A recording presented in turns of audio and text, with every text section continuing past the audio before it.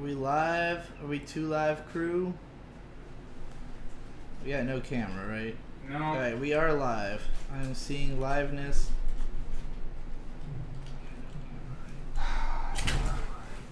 Okay. Alright, everybody. Well, we're live. We're defeated. We're on the edge of death. Alright, everybody. Well, yeah, sounds good to me. Holy fucking shit. Streamlabs OBS is garbage. You're watching I Am Games, the most on-brand Twitch stream on twitch.tv if you had a camera to see us with. But you don't. So... Our camera died. Our program died. Everything just kind of died. Did she fix the problem? No. No one fixed the problem. We just brought out the laptop. We just switched computers. And that's why the whole setup isn't really 100% because... Yeah. This isn't what we usually use to stream. Nope. And now, after almost half an hour of technical difficulties that have taken all the wind out of our sails and left us a husk of our former selves, we will attempt to muster the energy to entertain you folks on this fine midnight. I will just say, and you may or may not agree with me, but something that makes my spirits much higher is money. Oh, surely. So surely money would make the pain go away.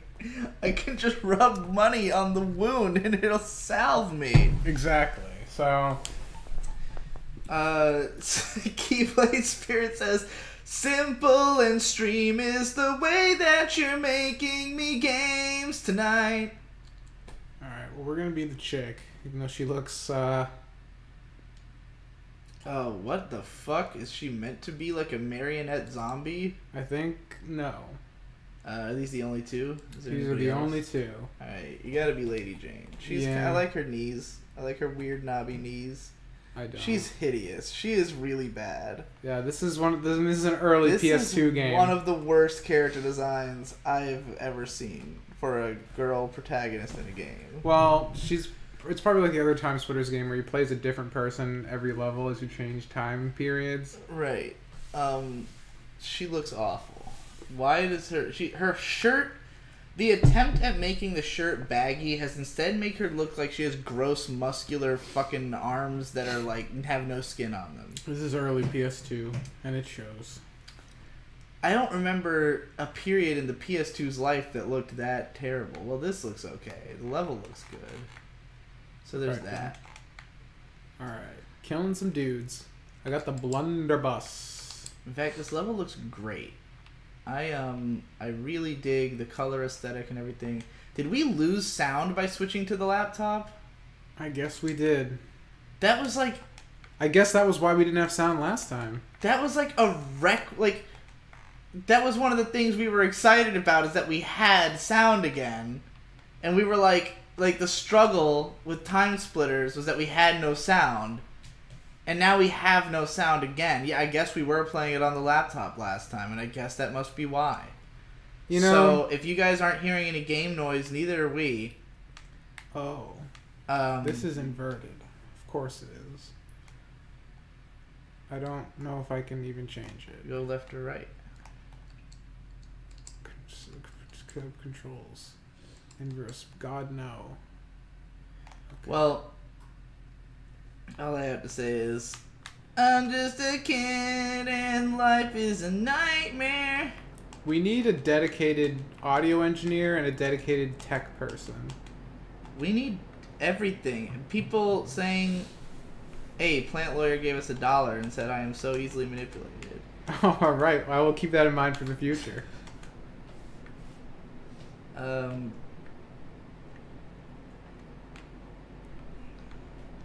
Oh yeah, I was saying how the game looked good. Spicy said, what are you talking about? Look at that health meter. Someone needs a UI designer. Fair. The health meter is... I just died. Sin. You know what happened when you died? This menu pops up. That's the death. Wait, why did you even die? What killed you? I just got hit too many times. I saw it happening on the stream, but I was taking damage that whole time, dude. Well, It's really satisfying when you shoot the guys. It does. It feels really good. You get a nice vibration in the controller as well. It feels powerful, even without any sound. Yeah, but yeah, see, I just got hit a bunch of times. I'm half dead already. The animations when the guys die look really good. What is this? This reminds me a lot of the first level of Serious Sam, except not ugly as sin. Alright, well, I'm almost dead again. Not knowing where Tom is on the couch freaking me out. Hey, Ersatz was taken. Just subscribe to Twitch Prime. Yeah! I'm sorry that we don't have alerts, by the way. The alerts are there, they're just not working. Everything is fucked today. So since people are still asking questions like, what's wrong with the stream? I wasn't here for the 30 minutes that you spent setting it up. Everything just doesn't work. We were literally on time. We had everything ready. It was 12 o'clock, and I pressed the go live button, and it loaded up the live page on Streamlabs, but it just didn't go live. It just didn't go live when I clicked the go live button. And we tried a few times, and then Tom looked into it, and apparently it's a known bug, a common bug in Streamlabs. And the only way to get rid of it is to just delete the whole program and download it again and install it again. And you lose all your settings. Which removes all your settings and data. Which is not why we don't have anything set up. It's because we couldn't set up Streamlabs again on the streaming PC because Tom couldn't log into Twitch. For some reason the password wasn't working. Who knows? We have to make another new password or something, I guess. Yeah, I don't know. Does it require a number and we didn't put in a number maybe? Who knows? I have no idea. It's been a while. Oh, there's zombies. So we couldn't log into the Twitch on the streaming PC to get the stream key back.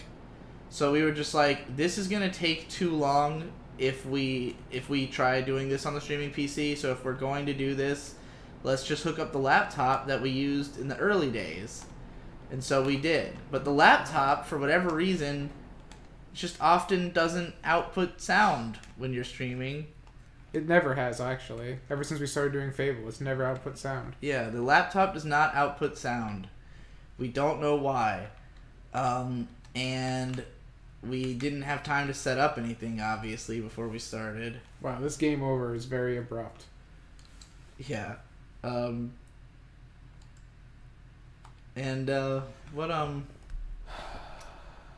What else? I just want to be dead. What else was there? Normally these are meant to be the Friday night party streams where we're supposed to like get drunk and be like, yeah, we're up all night with a cool game. But like I'm always hesitant to start drinking before I Am Game starts because we almost always have technical difficulties that make me lose my buzz. You know what? That's fair. Like literally there's been like 5 different shows where I'd like had a beer before we started, and then like the amount of time we spend, like it'll be like 20 minutes of technical difficulties that require thought, and I just don't start drinking and I lose my buzz, and then like yeah. And now we're fucking here, dude. Now we're fucking here. Also, like, the idea of it being like late night is kind of irrelevant because I don't know about you, but I woke up at 5 p.m. today. Yeah, it's more for the people than us, really. Yeah. Well, and I'm not even sure. I was considering us like rethinking the entire conceit of these late night streams.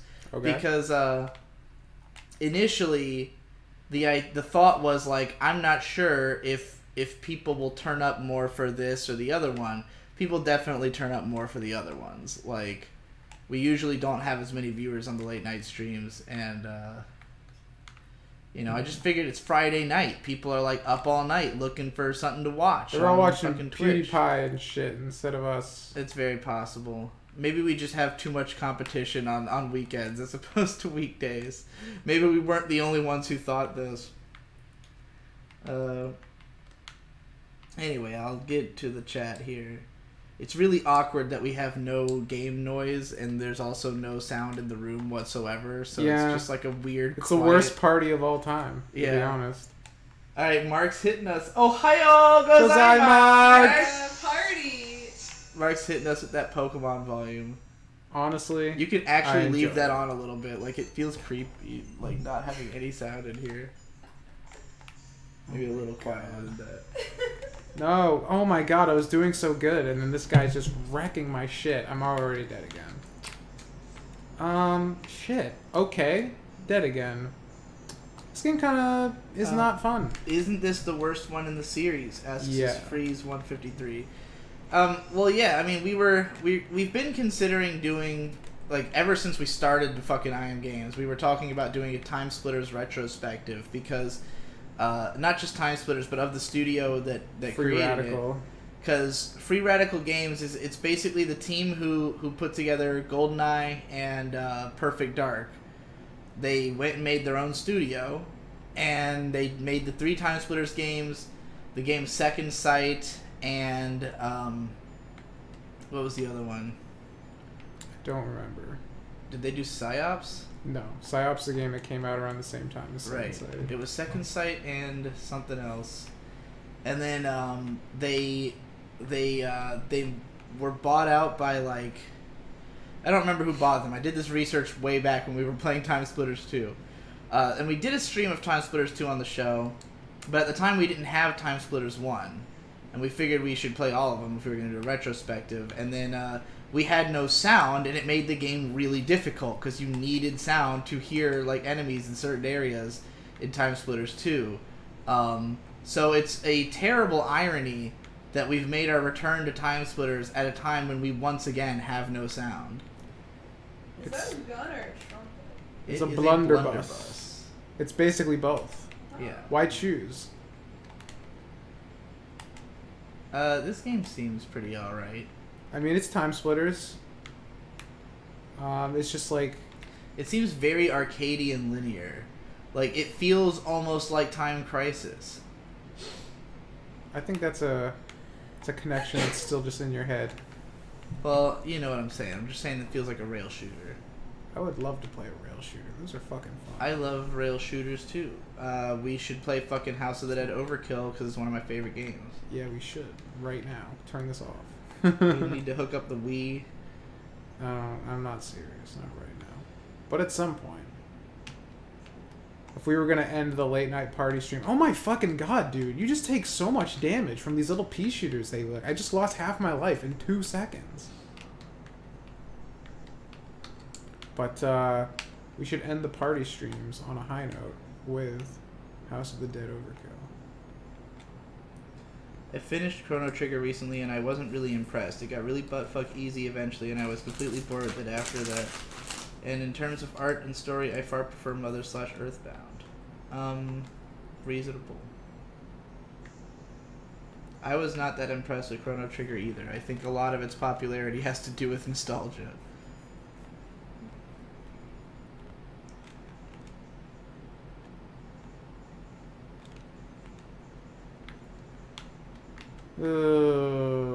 No. Fuck movies.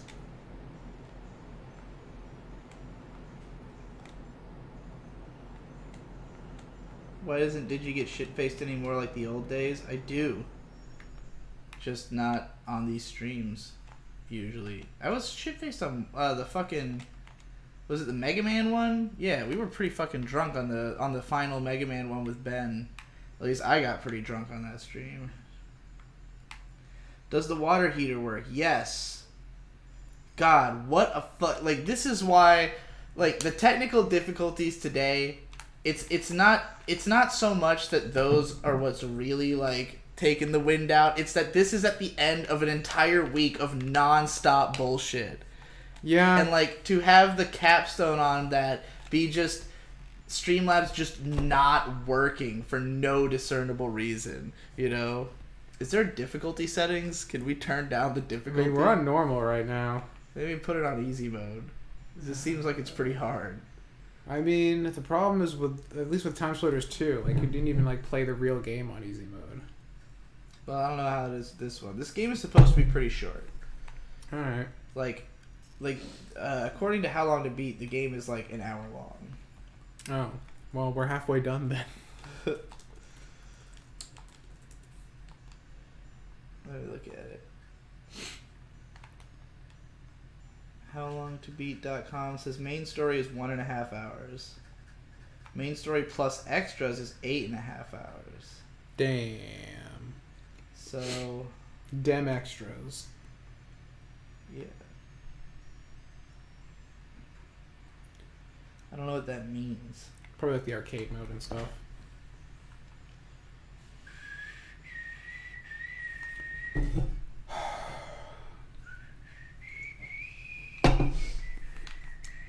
Well, a bunch of the enemies aren't here anymore. I'm listening to 3 streams and I'm in a voice chat. Fuck yeah, you have more competition on weekends. Whoa, I got the Tommy gun right out of the get-go. This Oh is yeah, sick. people have friends. I forgot about that. Whoa, you're right. Oh, shit. People, like, don't just stay on their computers all day. I'm not even being facetious. I literally forgot people have lives. I did too. And I'm also not being facetious, but the thought occurred to me. I almost said maybe people are like out doing things, but then I was like, well, our audience wouldn't be out doing things. But then when that guy said in voice chat, and then Mark said, oh yeah, like people have friends, I was like, oh yeah, friends. You don't have to go out to hang out with your friends. You can talk to them on the internet. Yeah. Oh boy, the good old days. Actually, not really, because my friends were terrible on voice chat, and it felt like I was being held hostage. That sounds unpleasant. That's how most social gatherings feel. Okay, this is like baby mode. There's like health packs everywhere. They gave me a machine gun right out of the gate. There's like half the amount of enemies.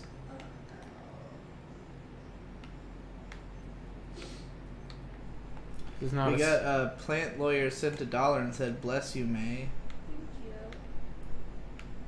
May's not here, but Mark appreciates the $1. Yeah.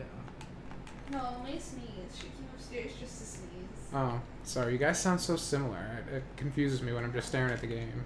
My apologies. It's really rude. I'll do better next time. Digi or Tom, have you listened to the new Coheed album? I listened to like a song and it was really bad. Actually, I listened to 2 songs. They were both really bad, but whatever. I don't think I've listened to a new album in years. What about that band that you were listening to? Aren't they new? I don't know. I just find stuff on Spotify and I add it to my favorites list. I don't know when that shit comes out. I guess I'm going down. I'm going here. Got 'em. This is already a lot more upbeat than the last Market How Do stream. Oh yeah, we were pretty heavy. Matt just moved out of his house and is like living in his office that he's not supposed to be living in because he didn't want to be in his house anymore. So Damn. yeah, it's pretty sick actually. Pretty badass. Digi, I can never tell if you are drunk. I don't act very different. I just get a little bit louder. And it's more when I move that you can tell the difference. I got the Ankh, which I guess was something I was supposed to do. Oh. Fuck you, bitch.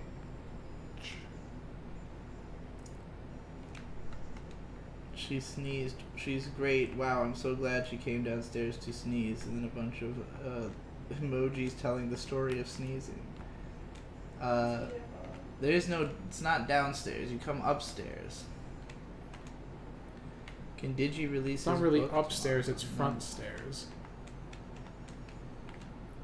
Just got back from a shitty day at work, but goddamn, I'm excited to get drunk and watch I Am Game, says Simon, one of our Hell yeah. one of our subscribers. Why Hell aren't you yeah. drinking a beer, you I'll piece have a of beer shit? right now. Give me a beer. I'm excited now that Simon said that. Yo. Simon says get excited. First, I'm gonna finish this Mountain Dew.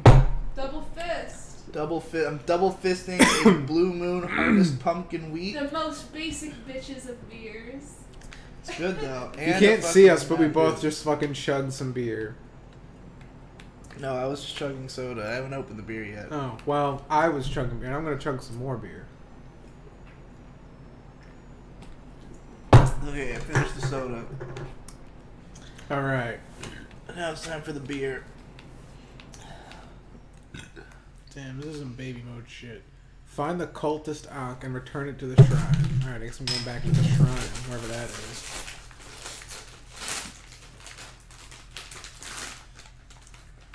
Dude, cultists are fucked up, dude.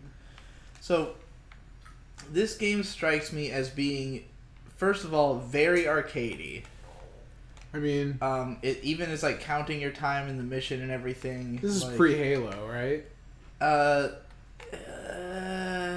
Halo's usually like big I mean, open shooter. TimeSplitters 2 box art says move TimeSplitters- over Halo. So I'm just- TimeSplitters 2 is way more Halo-esque than this game. yeah, but I'm saying that's why this is so arcadey, is because it's Right. pre-Halo. Oh, you're right.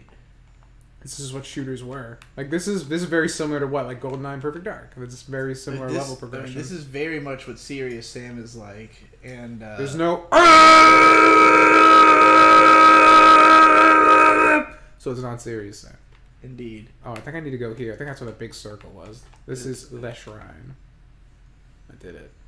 Well, this game advertises itself on the back as the fastest first-person shooter ever put to console. I guess with an hour-long campaign, they weren't kidding. Yeah, and it feels, I mean, it does look fast. It seems like it is more speed-oriented than TimeSplitters 2, which, again, is a lot more Halo-esque.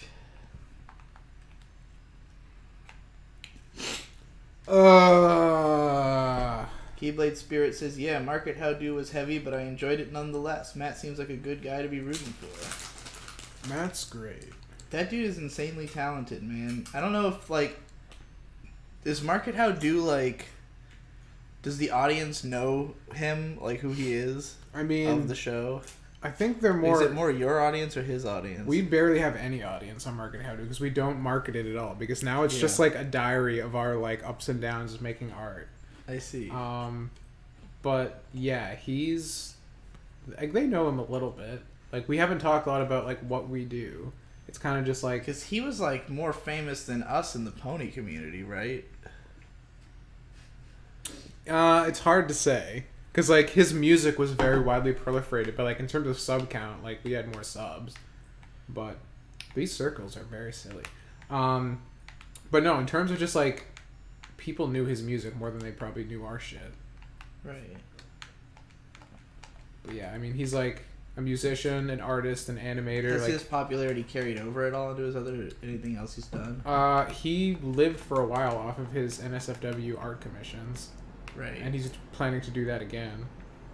So like, I don't know if like, I don't know much about that shit just because like his like stuff I'm not like This it's is a good, cool- but I'm this is just a not cool into level. it. It's like that level from Nightfire. You ever played Nightfire? I've never even heard of it. 007 Nightfire? No, now I've heard of it because you have it over there on the fucking show. Yeah, there's a level very similar aesthetically to this. Where you're kind Was of there even a 007 movie called Nightfire? No, that was an original story. That was like the big claim to fame for that game, I believe.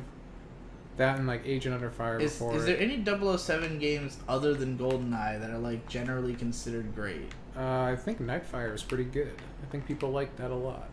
I played hours and hours of Nightfire when I was little. Isn't that cool? On what? The GameCube? GameCube, yeah. I think I had it on the GameCube originally. There was a time when I tried to become a Nintendo fan as a kid because everybody I knew, like my friends, were big into Nintendo. That's And- crazy to me. I never met a single person who was into Nintendo in my entire upbringing. Like everybody was Super Nintendo and N64, and I had Pokemon, but I never really got into any of the other Nintendo stuff because I was a Sega boy. So back in the day, I was like all about Sonic, fuck Mario, not really fuck Mario, but it Okay, never. so we're talking like before the PS2 then. Yeah, but like when the GameCube Okay. came out, I had still like never gotten into Nintendo shit. So I was like hell bent on like I want to know what everyone's so about. It's with this really shit. fascinating because like for your, like you and I, even though we're what 3 years apart in age, about Something like that. thereabouts, and like those 3 years are the difference of the console generation, really, and like, just like where I was from, and with kids my age, like video games only really caught on with like the PS2 and Grand Theft Auto. And so, like, for me growing up, it was like everybody was just like, to them, video games was Grand Theft Auto. And to me, it was Nintendo, you know? So, like, but I, you know, even though I grew up with an N64 and then I had the GameCube, and, like, those are the only two consoles I ever owned until, like, much later. So, it was just like, I was just, like, blindly loyal to Nintendo because I had those consoles, you know? Yeah. Anyway, you were telling your story. Yeah, I remember like selling a lot of my video game stuff to buy like a GameCube and shit. And I was just like, yeah, I'm gonna get big into Nintendo. Like, this is clearly like everybody sings the game's fucking Nintendo's praises. I'm gonna get into it, and I tried. I'm like, it's okay. And then I felt bad that I lost all my shit for Nintendo. I was like, I'm not a huge fan. I don't think this panned out too good for me. So I ended up getting rid of the GameCube and scrounging back my PlayStation and be like, yeah, I'm home.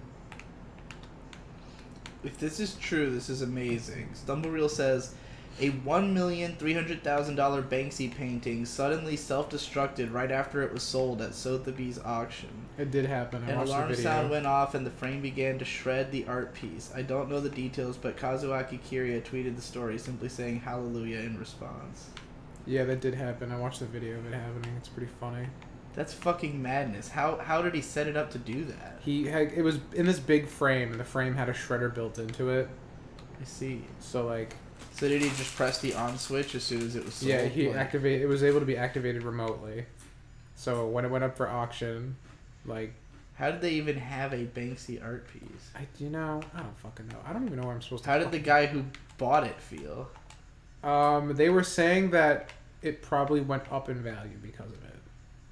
How could it go up in value? Because the destruction itself was a piece of performance art, therefore it's worth more now. How do you sell that though? Because that's the Banksy piece that got destroyed. This is why the art community is gay. No, I mean, like, literally, if the person who bought it were to sell it, what are they selling? Just like the shreds? Yeah, probably. Okay. Yeah, I could see that. It's a piece of history, I guess. Alright. Tom, how long do you plan on living with Digi? Until he kicks me out. Indeed. So, Right like, now. a couple more hours, I'm sure. Yeah. Digi, the only books I have ever read in my life are the Del Toro Quest books in middle school. What books do you recommend for someone that is... My friend Ashley is obsessed with those books, and I started reading them at her request. Are they good? They are kids' books, so they're not good. Are you aware that there's an anime of it? Yes. I think she's aware of it too, but said it wasn't very faithful to the books. Because me and Nate watched the first episode of that on Spin the Crunchy Roulette by sheer chance. And then people were like, yeah, those are books, and I've read them. And I was like, what? What books do I recommend you read? Read House of Leaves. Everybody should read House of Leaves. It's my favorite book. It's spooky. It's kind of spooky. I really like the Dresden Files. It's a great book series. The Elric Saga, The Eternal Champion, Elric of Melnibone. It's a great book series. I started reading Longmire, which is like a kind of like crime sort of series, which is really cool. Books are cool. I mean, it's not as though I'm extremely well read, so I don't have a wealth of recommendations. What I would recommend is basically anything I've read and enjoyed. I mean, that's really how recommendations tend to go. Yeah. Oh, and God, House of Leaves is my hard favorite even on book, easy so if I'm mode. going to recommend only one book, it would be that. I'm a big fan of Oscar Wilde and... Oh no, I have one more hit till I die. Even with full body armor. It was not enough. Tom, how strict are you on doing keto? I started a few days ago and I'm not sure if you're even supposed to eat cheese or cream in the first few weeks. You can eat cheese and cream. That's just fat. So it's no sugar, no carbs. Yeah, you have to be completely strict on it because you will not go into ketosis if you're not strict on it. Yeah, and the problem is what I did, as I was just saying on the last stream, I accidentally had too many fucking... Oh, god damn it. I had too many carbs, and I got... Oh, wow, there's no checkpoints. Brutal. So I had to start all over again because I got sick for like 2 more days going through the keto food, which sucked. Which is real. So... But yeah, no, cheese is like... super important because like that's fat and that's what you start using for energy when you don't have carbohydrates, so like very good. Keyblade says, I don't know much about Matt, but since listening to Market How Do, I've begun to really love the peepers. Yeah, the peepers are great. What is the peepers? It's his little characters that he makes. I see. They're these little, they're kind of like pony-like. They're definitely like derivative from that, but they have like this whole like little alternate society they live in, and he like makes cutouts of them and like brings them out into like the quote unquote real world and like has them explore things and stuff. There's like a whole like underlying narrative with them, and it's really cool. Can we agree the GTA series is ass? Yeah, GTA sucks balls. I played GTA 3 and I thought it was like one of the worst gaming experiences ever created. It's the antithesis of fun. It's everything that's wrong with open world games, and the fact that it's basically made the AAA industry what it is depressing and unfortunate, because I don't think there could be a more unfun game formula. Muck Norris says, what if this isn't a first-person shooter and just various animated guns killing people? I just got here and I haven't seen a hand. It's because the reason they didn't have hand models for these is because every level you play a different character, and I don't think there was enough memory, or they just didn't bother making new hand models for every character. Oh my god, dude. Even on easy, I'm getting fucking railed. Lunaris Adamantine says, I read the Banksy thing was fake. The art was just hidden in the painting while a fake copy was shredded. I had not heard that. The reports I had read were that it was straight up. I guess I quit by accident. But maybe that was like a further development after. Someone said it shredded in neatly vertical stripes, so it was easily repaired.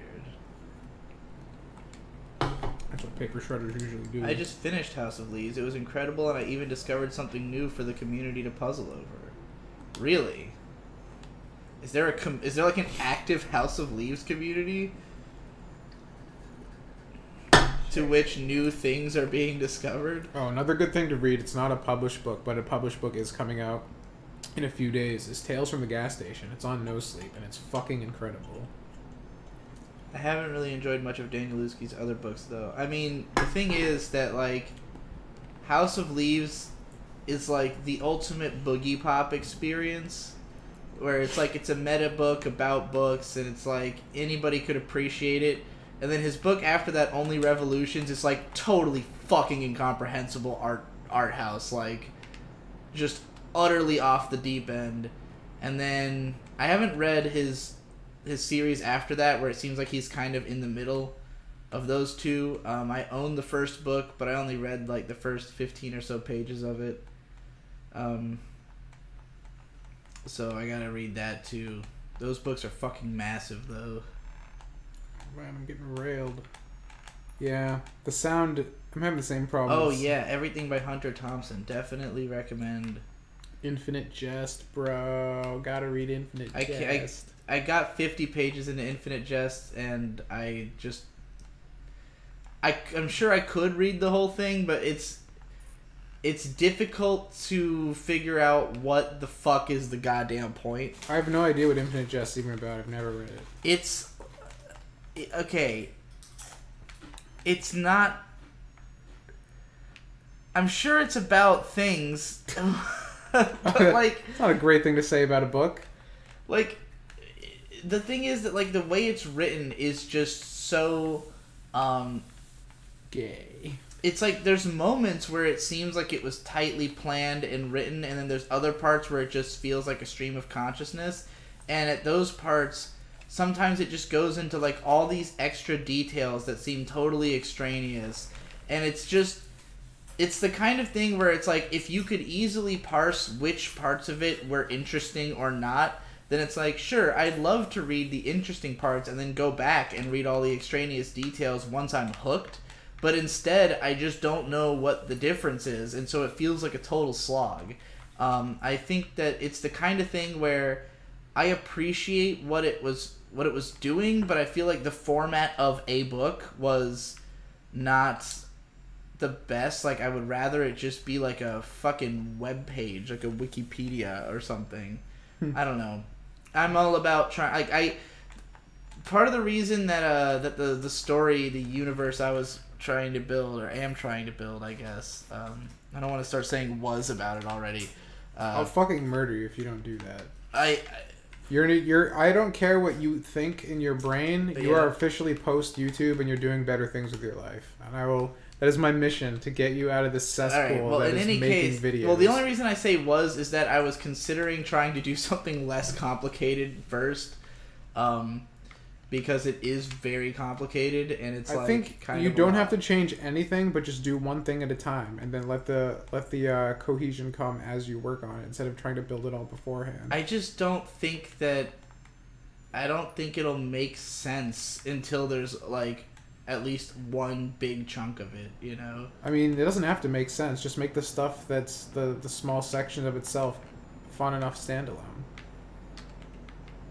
Because people appreciate it on the small scale, and then once all the pieces start to fit together, it'll be even bigger. Like, oh, this is all like bigger than itself, and you'll be a fucking genius. It just doesn't reflect the way I want it to be. Well, it's like I can't make it not the thing I have pictured. Like, the way I want it to be is so specific, and like it's not a matter of like, it's not about like a bunch of small pieces that form into something bigger. It's more about it's about the ability to adventure through it in any order that you want. Like, if I released it one piece at a time, then it would be like, oh, like, you know, you have to experience it in that order. Whereas if it was released all at once, then it would be like, you could, you know, it could mean something. It could be a totally different experience for every single person who goes through it, and that's important to the experience. I.e., it's too fucking complicated. But I just finished 1984, and it shocked me to my core. It's a classic. I read that shit in middle school, dog. I mean, it's good. Yeah. It holds up. You read it now. Good. It is good. It was the first book I really enjoyed. Didn't really shake me that hard,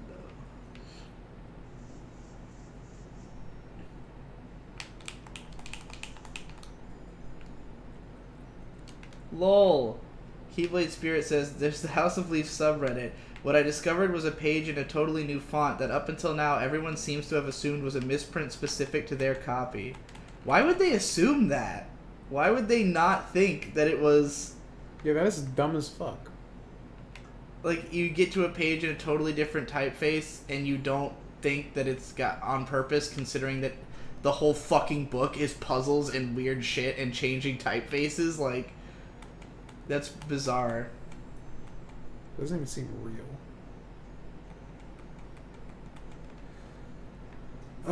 So the best thing about TimeSplitters is the way the guns feel.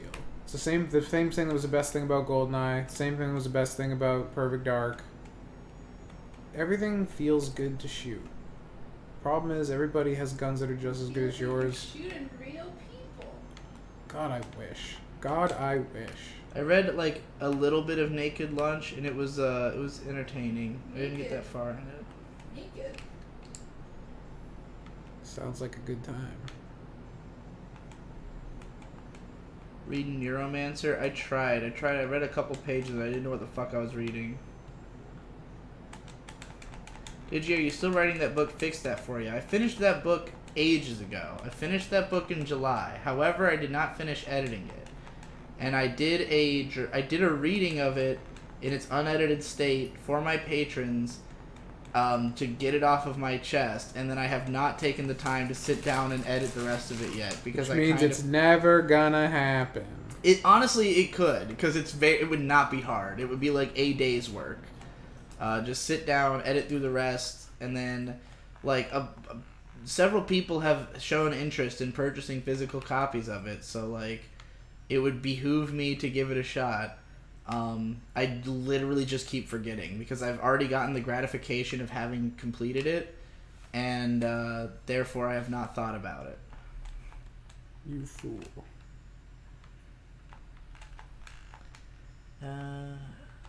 This game is kicking my ass. Do you already know how to create your idea? As far as familiarity with the program, RPG Maker, I think. RPG Maker is a very small part. Yeah, you gotta understand, this is less a game and more of a multimedia experience. Yeah. Is that accurate to say? Yeah. Oh, certainly. Baseline, it's multimedia. You should just make a game anyways. I could do that too. So we can launch Namkai Bando. Yeah. I would have to have another idea for a game. Just make a lolly game. I could, there's no way I could do it by myself, but I did have a game planned called Save the Lollies at one point. Sounds great already. Tell me more. Someone else literally made the game except without the lollies, and it was called Hyperlight Drifter. Do it anyway. Like, when Hyperlight Drifter came out, I was just like, what the fuck? You like, have your elevator pitch now. Hyperlight Drifter with lollies. You have your target demo will jump all over it. Yeah, it would probably take like 7 years to make that game. So. Get started, faggot. Oh I don't have it's the gonna be time like or 10 minutes desire. To finish that puzzle. What puzzle? The ice cave. Oh god, I know exactly what you're talking about. The part sucks. Yeah. It's pretty gay. I have played Silver so many times, I know exactly what Mark is doing just by hearing the faded sound in the background. It haunts my dreams. It haunts my dreams. That was before you said what you were doing, incidentally. Please just make a lolly game. How am I gonna make a lolly game? Like, how am I gonna create lollies for this game? Learn to draw. I don't know how to draw. Learn. You started. I don't like to draw. Learn, make 3D models. I don't know anything about 3D models. All you gotta do, go to makehuman.com. Get the thing that you make 3D models without having to do anything. Sounds like a nightmare.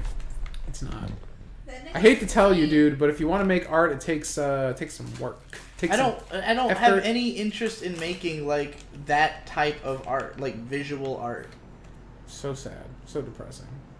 Why? What's so depressing about not wanting to make visual art? Because visual art's the best kind of art.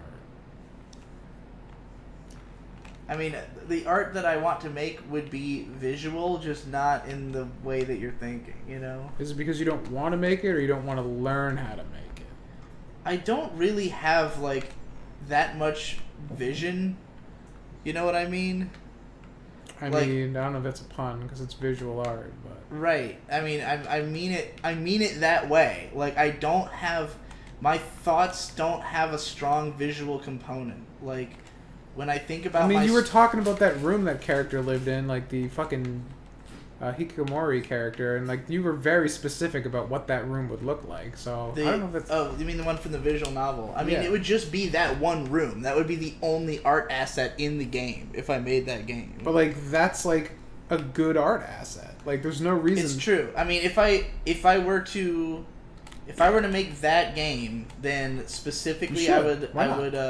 You can make VNs without any programming. There's an app that lets you do it. Well, the ideas I have for my VN would require things that you can't just do. Like, I want to have a sequence where the main character is, like, doing a live stream and where there will be, like, an active chat on the side of the screen that's going as you read along the VN.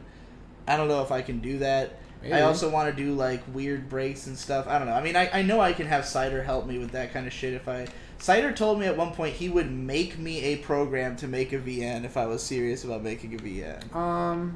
Do it. I just have to write a script for it. I don't know, I think it'd be cool. I could do that story, but the thing is that the only reason that I was writing that story was that at the time it was basically a story about my life, and I'm not living that life anymore. Well... So, like, the inspiration isn't really there. Like, I just want Namkai Bando to be a thing because I think it's our best idea. I think that the most difficult thing for me about crafting, like, creative work is that it's usually me trying to work through something, and then once I've worked through it, I don't feel the need to continue anymore. So, like... You gotta find a different muse. Like, the times I get the most interested in, like, There's writing... nobody there.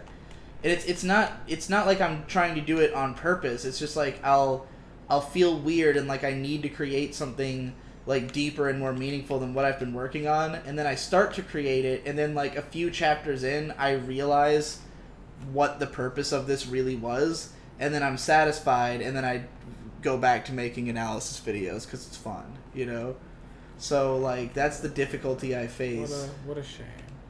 With getting anything actually completed. So I've got, like, just this endless litany of, like, 2 chapters or, like, 3 drawings and stuff like that. But the nature of the story, the universe I'm trying to build does not face that problem, like, because what I'm trying to work through with it is something that can't be realized until the whole thing is done. It's just such a big project that it's hard to work on it at like a, you know, regular pace.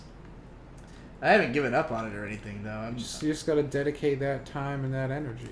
Yeah, and I need to get a lot more stuff done before I could do that. Boo. There's a lot of prep for the future that needs to be done before I can dedicate time to things like that. I think I figured out our problem here. Yeah? I think I figured out our problem. Is it that the game's not good? No. This game's really fun. I'm not getting frustrated that I'm dying. Notice I'm dying over and over again. I'm not like saying racial slurs or anything. Yeah. I figured it out. What? We're suffering from the Ness effect. What is the Ness effect? The Ness effect is that we're playing these games because you're saying, oh, the campaign's an hour long. The campaign's an hour long once you're good. Like an NES game, the reason it's an hour long is because we're fucking noobs. It's going to take us forever because it's hard as dick. Yeah. And we suck at games. Yeah, these are facts. So this game is the Ness effect. That's what I call it. I coined that right now. Copyright, patent pending. There you go. Let me see how many levels this game is. I would assume at least 8. That would be a more reliable way of gauging the length.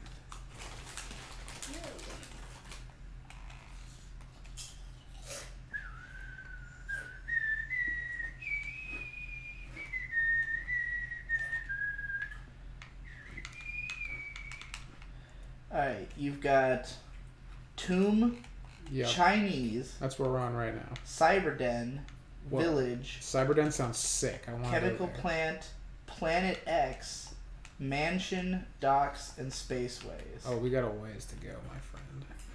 So 9 levels total.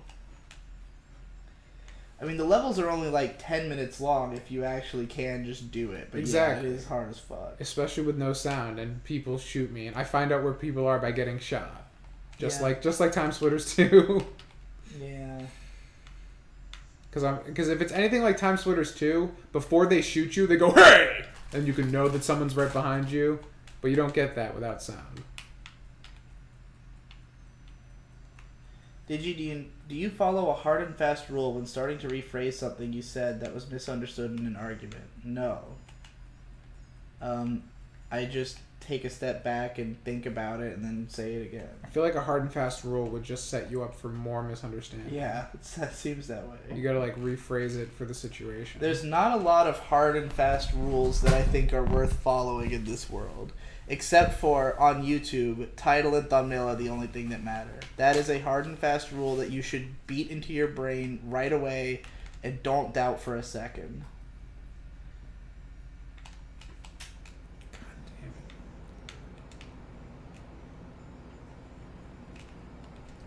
Tell us more about Save the Lollies. I've been fascinated by it ever since you mentioned it on the pub crawl. I probably went into as much detail as I have ever Tell me, I don't know anything about Save the Lollies. So the idea of Save the Lollies is that you play... are you familiar with the anime Guardian of the Sacred Spirit? No, but sounds cool. Well, okay, the main character is this woman with a fucking spear who like protects this little boy, and she's like just like a fucking large cool woman, right? And so like, fucking what's her name from Undertale? Undyne. I suppose. She protects that little boy. Balsa's, she got a big spear, and she's a big, giant woman. Well, Balsa from Samurai no Moribito is like very serious.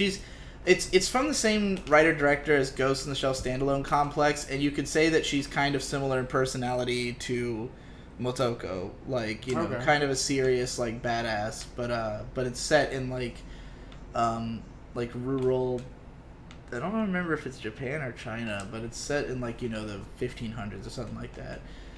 Anyway, the main character of my game just is that character, and in my head anyways.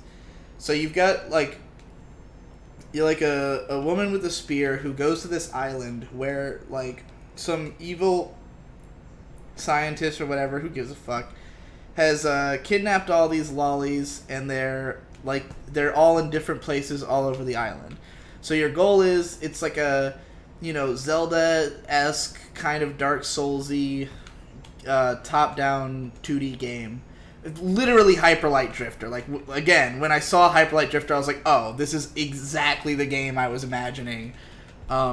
Except that the biggest difference is that you have support characters in this game.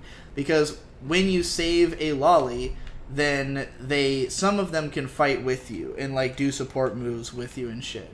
But there's, let's say 36 lollies on the island, and each time you save one, because you know you're actively on this island trying to save all these girls, like there's like an area that's like an underground base that you have, and like every time you save one of these little girls, then they go back to your underground base. And so if you head back to the base, then they'll all be hanging around there, and you can talk to them and learn stuff. And part of the idea is that even though the entire game takes place on this island, because these lollies are from all over the world, you'll like learn about the world outside the island by talking to them. And like there'd be all these crazy unique sounding countries and shit that are out there in this world. So like, you know, and like while there's a couple of them that you can have as support characters who work with you, the rest of them would just do things back at the base. So for instance, there'll be a girl who's like a DJ who's from a country that's like very music focused. Like everybody in this country is like, you know, just very musically minded, and it's like a major way of communication within that culture. So like she's always behind like a turntable, and if you talk to her, then you can listen to the OST of the game, you know? So it's like there's a gameplay purpose, a narrative purpose, and like world building, you know, out of each of these characters who you've rescued along your journey. And then of course all of them would have unique designs, so just be like this endless array of cute little girls that you've saved and stocked up in this base. Sounds sick. Should yeah. Make it real. The thing is that it's the kind of game that would mostly be driven by mechanics and gameplay, which means the hardest kind of game to make. The kind that, oh my god, that you can summarize in 5 minutes, but would take 10 years to actually make real. Get good. I don't want to. I don't want to make games. I have no desire to make games. I mean, you clearly do. You just said you want to make a game. I want to make a game that's a part of, well, what do you mean, the game I just described? Yeah. I just like having ideas. I didn't say I was going to make it. The ideas guy. Gross. Don't turn into Ben. Look, I'd love to be someone with a lot of money that I can throw at teams to make things for me. Just be homeless and do that with your money instead of having a house. I have other things I like doing in life other than working on games. I just want to make art. That's all I want to do.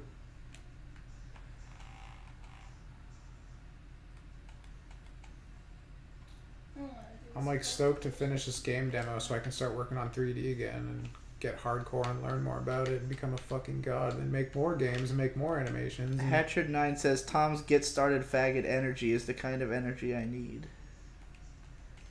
Do it, boy. I just get so pissed off when people are like, man, I'd love to do that. I'm like, nigga, the internet is real. Anything you want to learn is there. I get pissed off when people do that too. I do not want to do it. It's different, you know? I get it. I get that it's different. And I think you're retarded, but that's fine. You're allowed to be retarded. At least you're not being like, I just can't do it. I'm always afraid that you're using this as a smokescreen for I can't do it. It's not. And not in this case. I mean, in the case of like my story that I'm working on, then that would be the case. If I was sitting here telling you like I don't want to make the story I've described to you, the universe, then like that would be the case, because that I know I can do and would like to, you know? Like there's a meaningful story I want to tell there that like Save the Lollies is just an aesthetic idea. Like it's, like I said, it's just Hyper Light Drifter. Like, you can just go play Hyper Light Drifter. There's nothing for me to prove by making that game. Like, I don't think everything needs to be proving a point or like having some I feel that way. greater purpose. That's how I feel about my art. That's why it's so that's why I've never been able to just like make the same kind of videos all the time, even though that's what people want me to do, is that like if it doesn't make a new point, then I don't see the point in making it, you know? Like it's very difficult for me to restate something that I've heard somebody else say unless I can apply it to something new. I can understand that for your videos, for sure. Because that's like just having artistic integrity and shit. Right. But for I Am Games, which is truly a capitalistic endeavor through and through, is that the best mindset to have? I don't try to completely like. I still think I'm gonna edit that Halo video. It's just a matter of motivation, you know. I keep dying at the exact same point. And I also think it is good business to say original things, like. I mean, it is. But especially when you're growing. Like, it'd be different if we were already an established name and people just wanted to hear us talk about literally anything, you know? Because, like, when you get to a certain point, it doesn't matter what you talk about. People just want to hear you talk. But when you're still building the channel, it's like you have to have something unique to say or else people aren't going to care, you know? Is anybody critiquing me for my terrible gameplay yet? Not that I've seen. Because I'm critiquing myself. You should just write stories with a whole bunch of specific directions and outsource the actual development of the VNs to other people and only keep the people who realize your vision the best. That would take a lot of money. I don't have money to pay a team. It's already too expensive for me just to hire Devu to edit my videos. What if you fired Devu?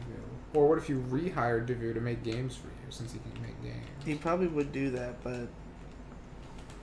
There you go, you got your in.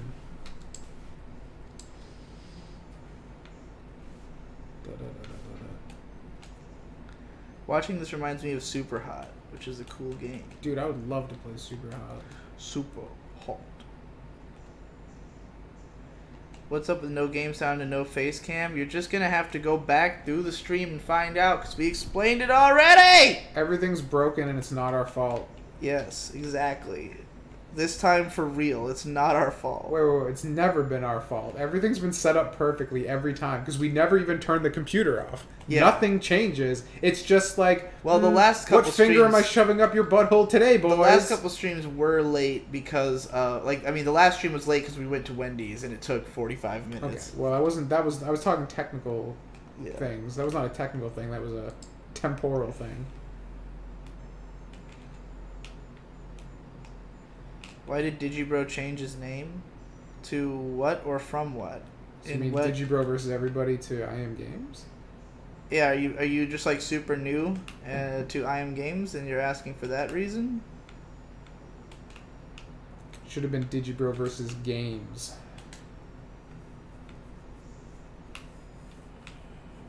Making games is really hard, but it's also the easiest it's ever been to do. Indeed. Yeah, for sure. That's why I can make a game. But Digi, I'm stuck in high school. I can't make art. Oh my god. I'd slap somebody if they said that to me. High school is the best time to be working on art. Absolutely. Because you literally if you have creative ambition in high school, congratulations. You've won the genetic lottery. Yeah. Like, you win. You win. If you realize them before it's too late. Right. It's really funny because I think... You too can be Munchie. I mean, I think that the problem really is that, like, high schoolers tend to envision, like, their vision is bigger than what they can accomplish as a high schooler, and therefore they feel paralyzed. But, like, what they really need to do is just scale back their vision and work on something smaller because they have time to work. Like, you don't have that context as a kid, which is the problem. Right. And it's hard to get that until you started. Because, like... I always give the parrot the Shirobako advice where the guy says, like, get fast when you're young, you can get good when you're older. And, like, I think that's extremely important advice. And, like... Yeah, I fucked that one up pretty bad. Yeah, like your life, you mean? Yeah. You said that like it was something that happened in the game. No. You are games, though, so that makes sense. Shit, get that guy. Get that guy. I would. Fuck that guy. If the auto aim worked. Yeah, like, it's just like, Like, when I was in high school, God. I wanted to be a filmmaker, but, like, I just didn't... Like, my perspective on it was like, oh, well, I don't have the, like, the budget or the personnel to make the movies I want to make. And, like, I knew that the best way to do it was to write small-scale movies that I could film by myself, and I did. I wrote a small-scale movie that I could have filmed by myself with, like, the people I had at my disposal. But the problem is I just didn't understand enough about, like, what it actually takes to, like, realize that, like... I've always been a very, like, aesthetically driven thinker, like... And I didn't realize how much it takes to make something look good on film. Like, in my mind, it was just like, I'll point a camera at a guy doing a thing, and it'll look good. And, like, oh, I just gotta point the camera from a downward angle, and I'll get this shot that's in my head. And then I point the camera at that angle, and I'm like, oh, it looks nothing like what I was imagining, because cameras don't work the way I think they do. And, like, you know, actually getting this shot would be, like, a huge ask, you know? So the problem is that I didn't experiment enough with what my technology could do. Like, what you should really be doing is, like, if you get a piece of equipment, find out the limitations of the equipment, then plan the story around the limitations of the equipment, you know? But... Yeah. Art through adversity. Yeah. That's what M-Dot did. That's how his entire career went. M-Dot did it all correctly. Except for, actually, like... What did he possibly do wrong? He didn't market very well. That's why he makes a full-time career doing art, doesn't he? I don't know what he does for money. It's very weird. I mean, he's definitely done a bunch of freelance and commission work. Are you kidding me?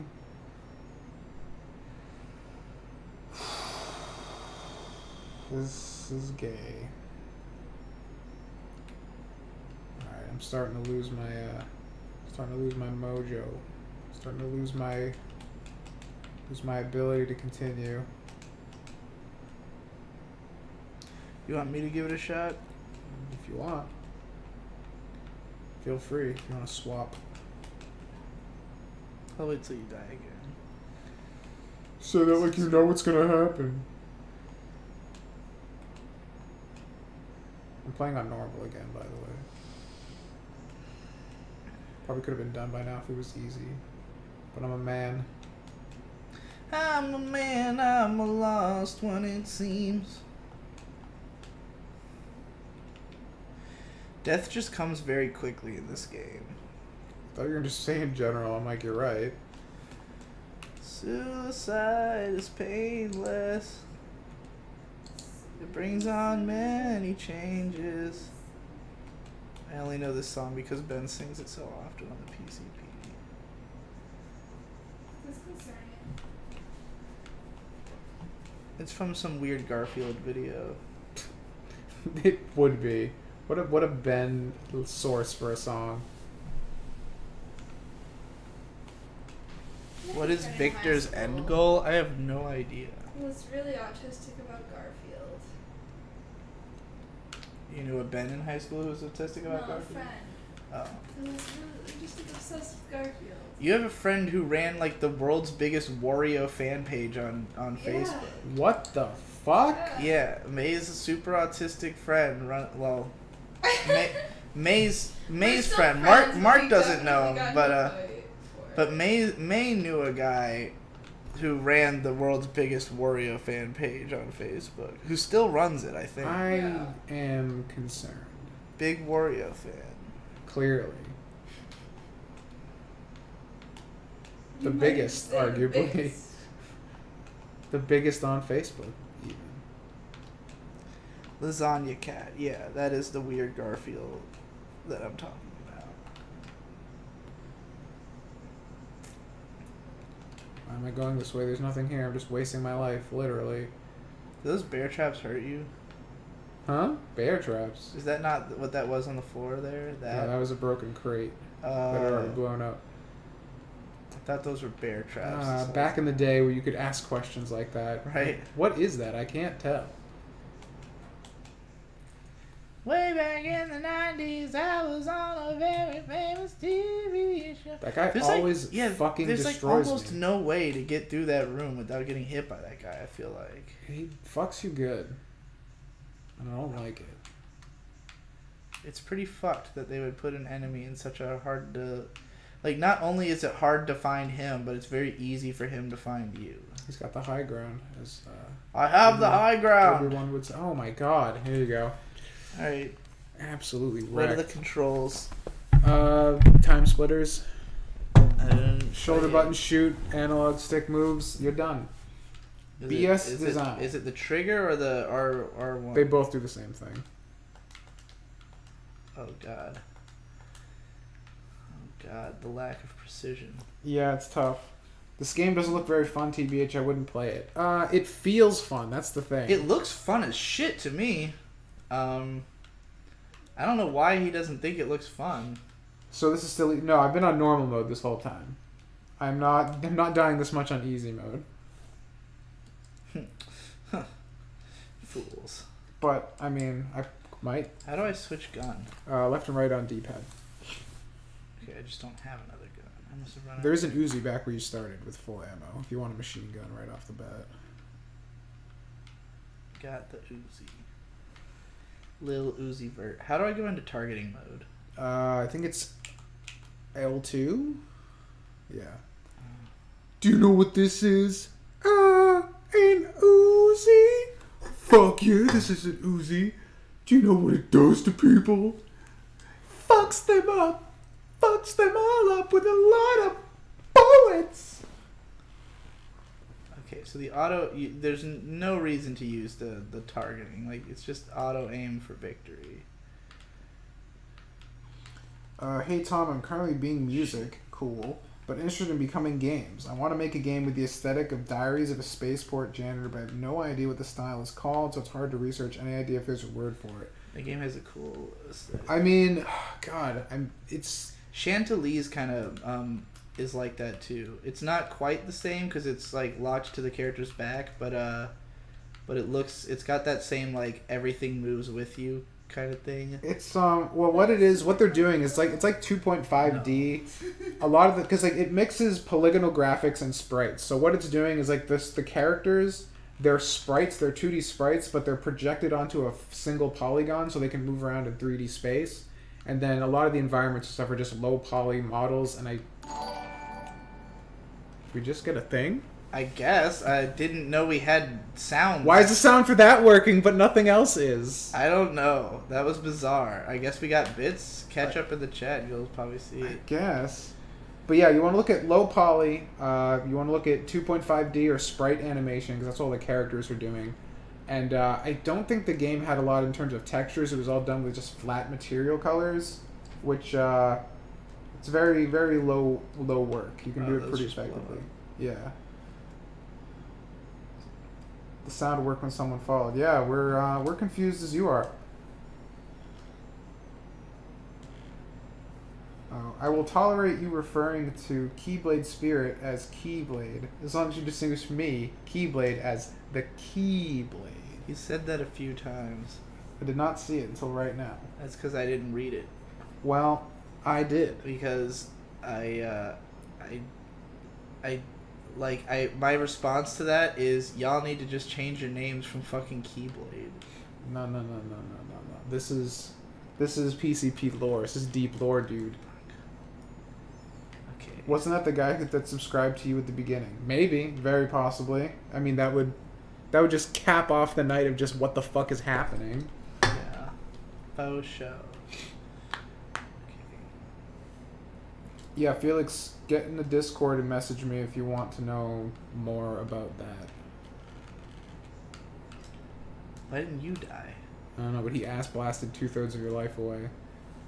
Well, there's a health pack in this next room. Corbo, that is a Kingdom Hearts reference. Watch Best Guy Ever's Kingdom Hearts PCB lecture. The auto aim is very fucking confusing. Yeah, it is. Like, it works better the farther away you are from somebody, even if you're using the shotgun. Isn't it odd? I'm slowly watching you guys Mega Man 11 YouTube streams, and it's pretty good. Yeah, I don't know if good's the word I'd use for those, but they exist. I'm glad you're entertained. Are you not entertained? Yeah, Diary of a Space Janitor is super aesthetic as fuck. Someone followed, no bits. Yeah, okay. Yeah, we fucked up. It's all bullshit. It's all bullshit. I didn't think we had notifications for follows. Did they subscribe or follow? It might be because we just started setting it up on that computer, because it's a different one. This fucking guy is still alive?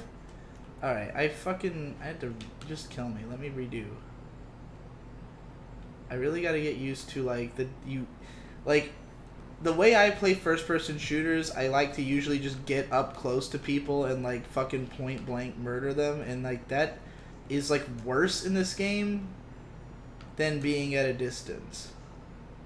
Like, you're more likely to hit somebody if you just stay far away and let the auto-aim do the work. So it's like, there's no sense in getting up close to anybody.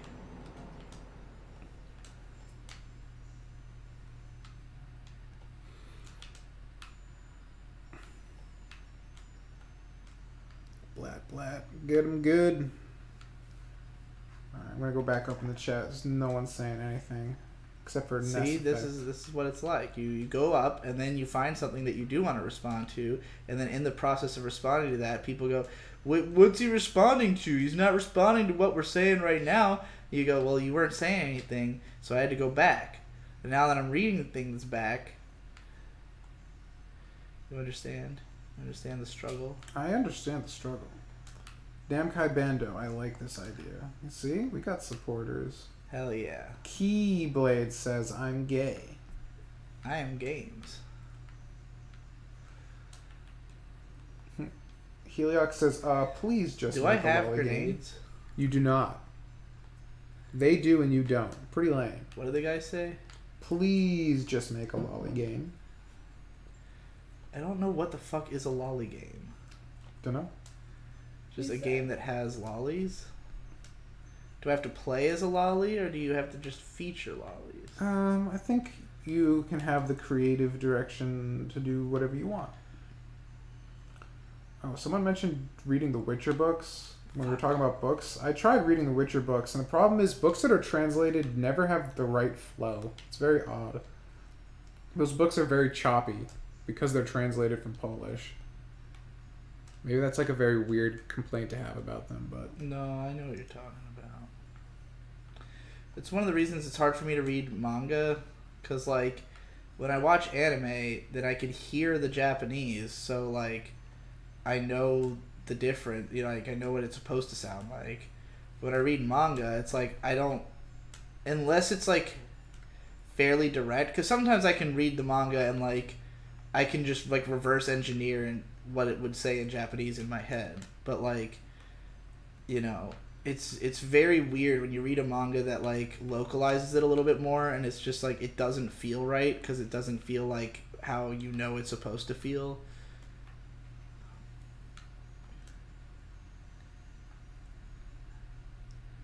That was why I couldn't read, like, I tried to read the Gintama manga one time, and the Ranma 1/2 manga, and both of them I just, like, could not do it, because I was so used to how the character sounded in the show, and, like, reading it localized was just like, ugh. They should have manga translated with the hiragana above the English. That would be hilarious. Opinions on audiobooks, ask Alton Williams 39. I can't do audiobooks, because with audiobooks I don't know how to occupy the rest of myself. You know what I mean? I can do some audiobooks. Like, the problem is that it's not like music where you can do other things while listening to music. Right, exactly. You've got to, like, pay attention. They're good for commutes. They're good for driving. Another thing for me is, because I have an Audible account, I listen to a ton of audiobooks, but I only listen to nonfiction, because when it's just, like, one, like, British guy trying to sound like a girl, I just feel like the illusion is broken. Mm-hmm. So I can listen to nonfiction just fine, where it's, like, you know, like a book on, like, learning something, but in terms of, like, storytelling, not so much. Though I did listen to all of Tales from the Gas Station by Mr. Creepypasta, and he did all the different voices, and that was doable.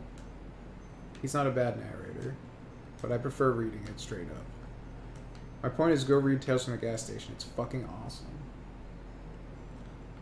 I tried to listen to an audiobook of The Name of the Rose by Umberto Eco, which is my buddy Ghost Lightning's favorite book, and it was like I was into the story, but like I listened to like an hour of it, and like if I tried to do anything else, I couldn't concentrate on the story enough. So I just kind of laid in bed and listened for a while, and I was like, this is weird and shit, and I hate it. I'm listening to, actually for the last couple of days I've been listening to an audiobook. I've been listening to Finding Vanessa, which is a offshoot of Tales from the Gas Station, while I've been working. And I think it's because I've already listened to it before. I can do that just fine. So, it's good. I'm really listening to all of it because the new book's coming out. The guy's writing an actual real book that I ordered from Amazon.com, coming out on Halloween. I'm super stoked. There's you ever heard of the YouTuber Exervia? I've not heard of Exervia. He does existential dread videos, and they're That's pretty just good. my life. I don't need any more of that. He also writes books that are also existential dread books, like sci-fi existential dread shit. Oh god.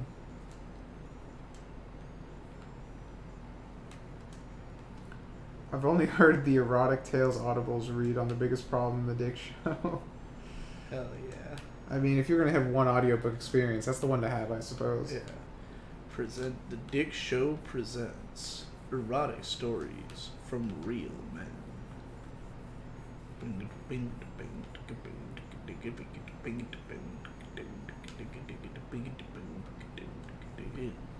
Sometimes heavy localization isn't that bad of an idea. I read Dead Demon's Destruction, and it uses a lot of youth lingo. One of the girls is a real cringe lord, so that fits well. I think you mean Dead Demon's Day Destruction. I don't fucking know, dude. Somebody sent me the first book of that. I haven't read it yet, though.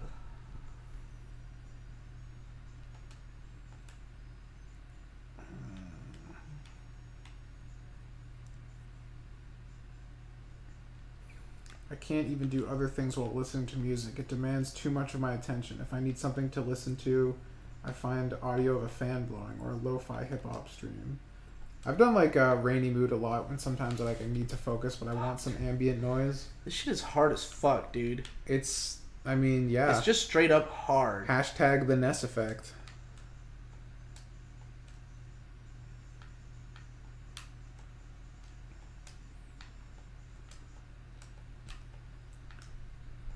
Finish this level on easy or something. No, we're gonna be men. We're gonna do this like men. Finish it on normal mode.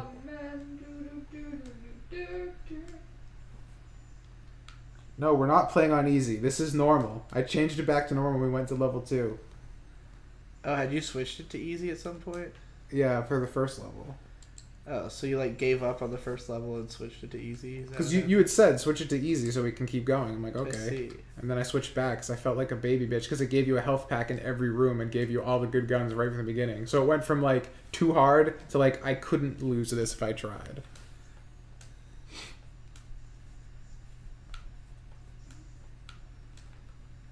Keyblade. I felt it in my soul when Digi stifled saying, "I don't care, you bitch lord," in that moment of hesitation earlier. I respect the self-control. But also my real name is literally Keegan Blade, so no fucking way am I changing my username. This is my birthright. Whoa. That's actually, you've earned it, dude. You've actually earned it. His name is Keegan Blade? That's pretty sick. Like, how old are you? Were you named after the Keyblade? I mean, obviously your last name being Blade is just an amazing coincidence, but like... It's pretty sick. Yeah, everyone's saying that's fucking dope as shit. And yeah, I agree. I understand why... This man is a comic book hero. That really, yeah. Mild-mannered Keegan Blade. And his alter ego, the Keyblade.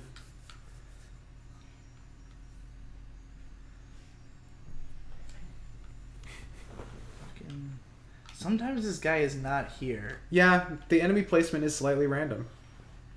Is it random or does he just run up out? Like, I think it depends on how fast you get rid of these dudes. Like, I think he comes out if you take a while.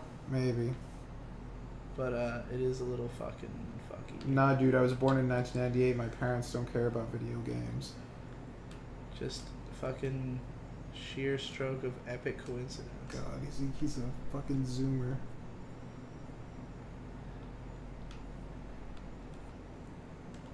Conrad Collins is a comic book name too. It is. It that definitely alliteration. What the fuck is going on with this dude? Okay. Jesus Christ. Alright, so I know this room's no, there's dudes down here. Fuck! Yeah, it's kind of like that. One shocking reflection. I feel like it's doable. It's just like it is definitely it's really doable. fucking hard. I bet it'd be easier with sound. I don't know what sound would do. I've memorized the enemy placements. Like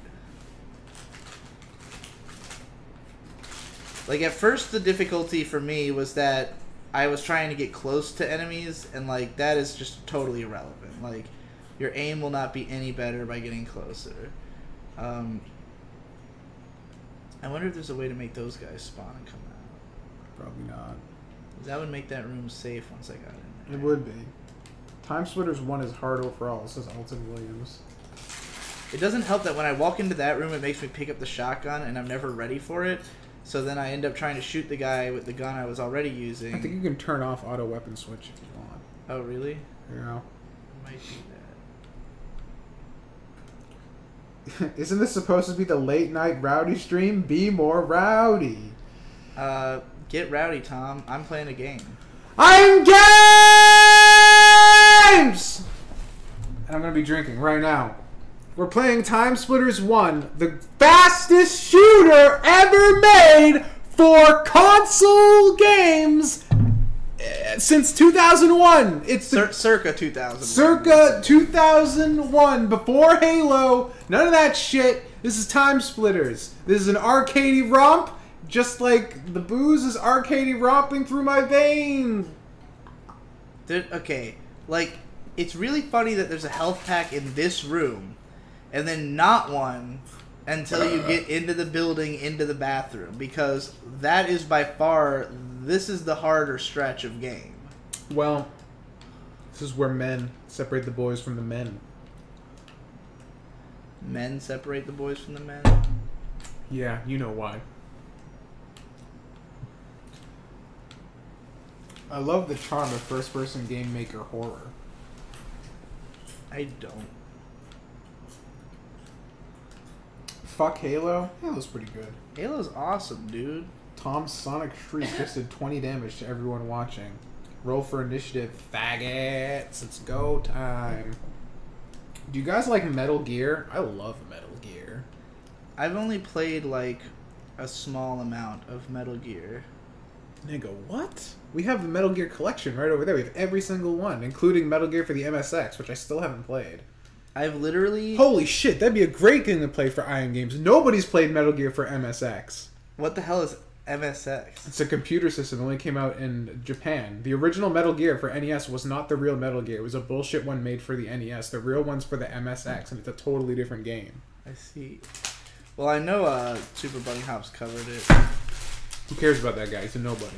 That's true. Fucking faggy name, Bunny Hop. Yeah, queer. Like you wouldn't name yourself that. Like you're not jealous you didn't think of it. Look, don't judge me, okay? Fucking Quake fanboy over here. What? Isn't it a Quake reference? Is it? Isn't bunny hopping a technique in Quake?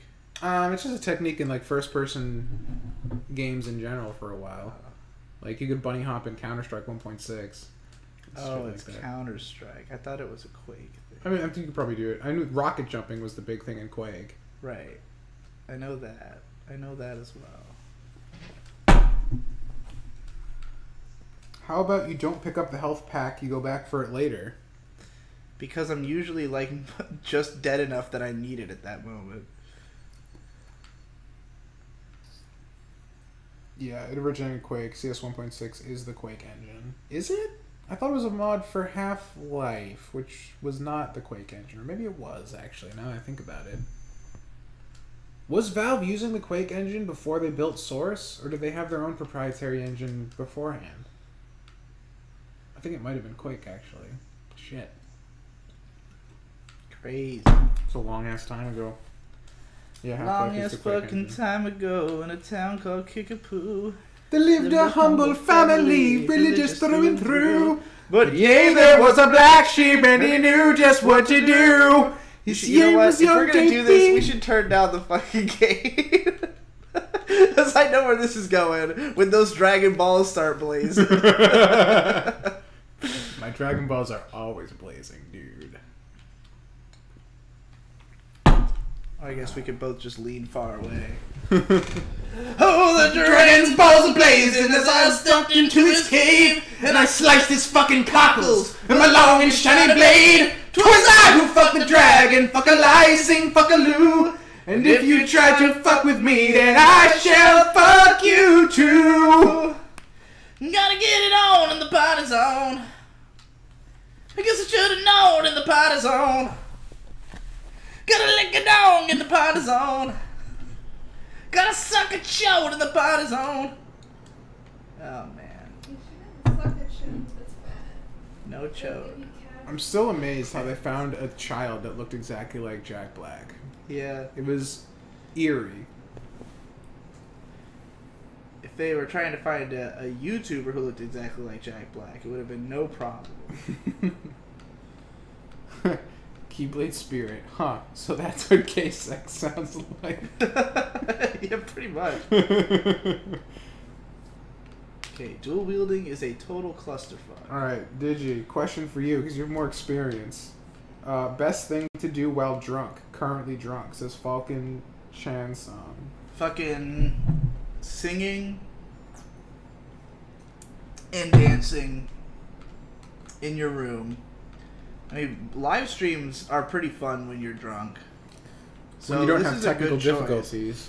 I didn't mean doing them so much as watching them. Well, either side is pretty fun when you're drunk because it's Toya like seemed to have a lot of fun. Do what what Toya the did. fuck happened there? I had like 60% health. I missed that dude once and I was fucking gone. I was doing so good that time. Yeah, that's how it works, man. What the fuck? The Ness effect. To answer your question, Falcon Chan San, that's a name. Do what Toya did. Get drunk, give us like $50 in bits, and scream at us for our poor audio quality. Worked out pretty good last time.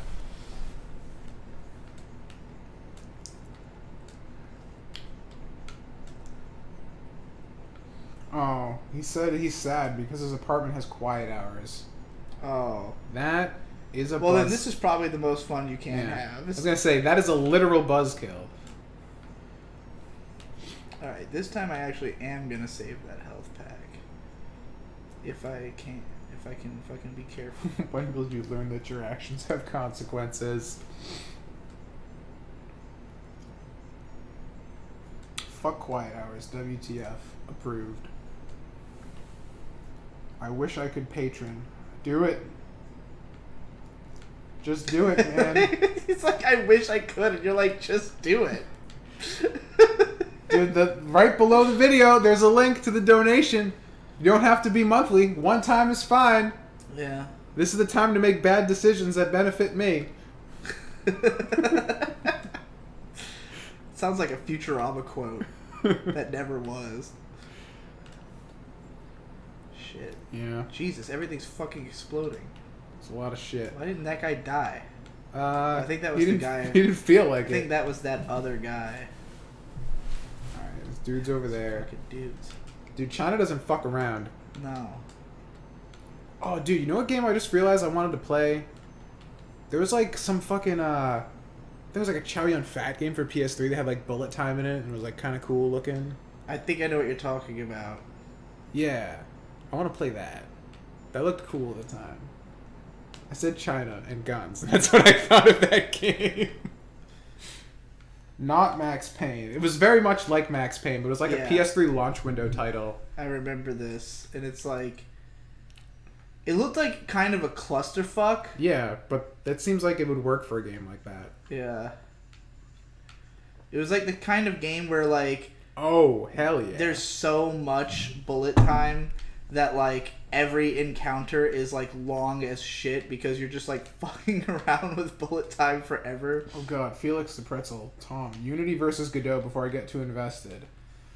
I haven't used Unity that much. Unity is definitely going to be easier to learn because there's way more resources. The community is way bigger. And it's no designed... It's a paid product, so it's designed for people who, like, don't know games. Like, don't know game design, so you can, like, find a lot better resources for it. Godot was an engine specifically designed by game designers for game designers. Motherfucker, those guys take off half your health in one shot. Yeah, it's pretty bullshit. And they're so hard to hit. Oh, fucking Jesus. So, I would recommend Unity, honestly. The only thing is that I think GDScript is an easier language to learn than C#, which C# is the coding language that Unity uses. Tom has reached the point that he's like speaking with semi-authority on fucking code. Tom started learning how to code 2 months ago. I'm just, I'm just doing baby code right now, but I want to learn Python really bad. It's just amazing that you've come so far so fast. I suck this shit up, dude. I must know everything.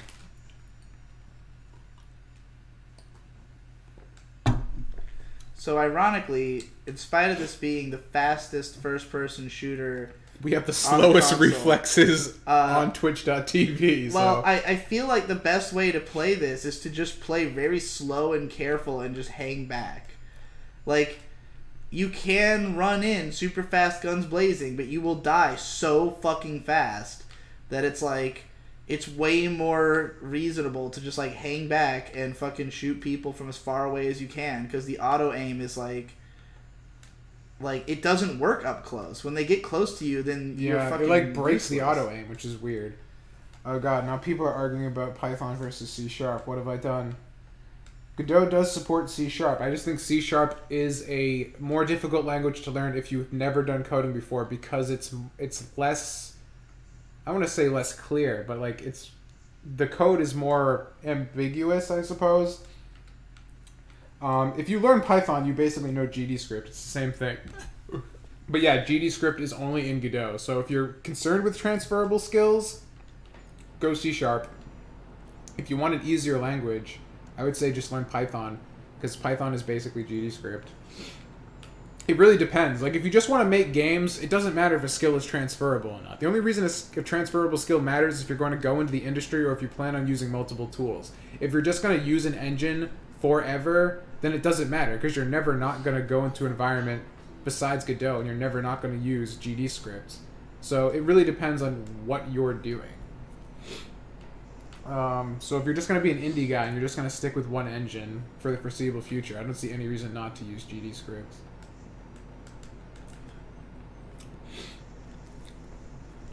But C# is a real big boy programming language. I honestly would have preferred it if Godot used just straight up Python instead of GDScript. Then, like, it wouldn't be an issue. But from what I understand, because I don't know it enough, a lot of the things they added with GDScript makes making games a lot easier, or a lot more intuitive. Because these guys have shotguns that they fucking kill you so fast! Fuck! I think you need a machine gun at that point, so you can just spray bullets. It's just that they kill you so fucking fast that if you miss once, you're fucked. I got the first guy too. The second guy fucking pumped me ass. I hate HTML5. Why are It you looks not like dead? shit. Wait, what does that mean? What do you mean you hate HTML5 and it looks like shit? It's just a programming language. Do you mean like the way the syntax looks like shit? Because like, it looks okay. I mean, it just looks like a programming language. Yeah, and like if you're talking about like HTML5 aesthetically, like final product, it's everything. It's literally everything. So I'm a little confused by what you mean.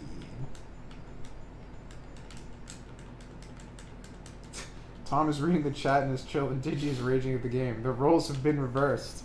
Yeah, we're in Bizarro land today. I'm playing a video game. I am games. Yeah, it feels good, doesn't it? It does feel good, except that it also is... I mean, you know what? Like, this is the kind of game that I like, though. Like, I like the sort of methodical play the same... This feels like playing Uncharted on the highest difficulty.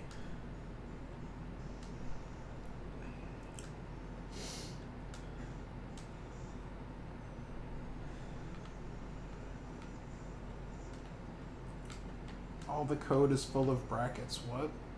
I mean, brackets are fine. Isn't code always full of brackets? Not all of them. Python languages, they use indentations instead of brackets. Oh. So it looks, I guess, a little cleaner. I think brackets look cool, though. They do look cool. It makes you feel smart. Yeah.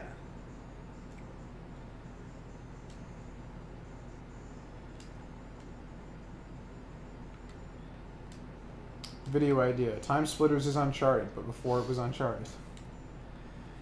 I feel like I'd get crucified if I said that. You probably would. Uncharted anime, Castle in the Sky. I don't know if that means anything. I'm just reading out the chat now. I mean, they're both like, you know, like throwbacks to 20s serial style, like adventure novel shit. Uncharted prequel, Charted. No, that's the epilogue to Uncharted 4 is Charted. He becomes a total fucking bitch. Have you played the Uncharted 4? No, I have it. It ends with him being a dad, and he just like lives on the beach, and it's gay. Isn't it kind of suggested though that like his daughter might become the new main character in the future, possibly? Yeah, that'd be neat. But he turned into a dad. Being a dad is a fate worse than death. I want to be a dad. Yeah, well, you've made a lot of bad decisions in your life. I'm trying to go dad mode.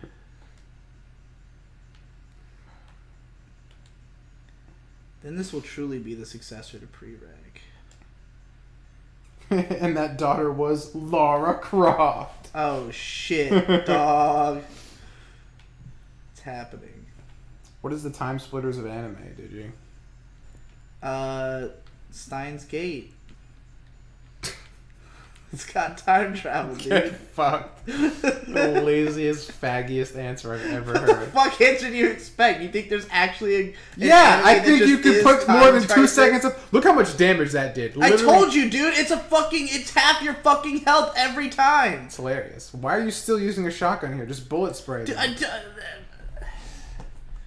How did I get on the statistics screen? Don't know. Look at that sick view. Hope you're a killer. It's so fucking infuriating. Ditchy just wants to be a dad to legally own a lolly. No.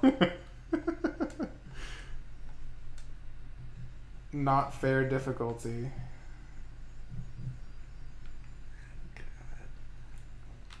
I also want to be a dad, but can't morally justify it.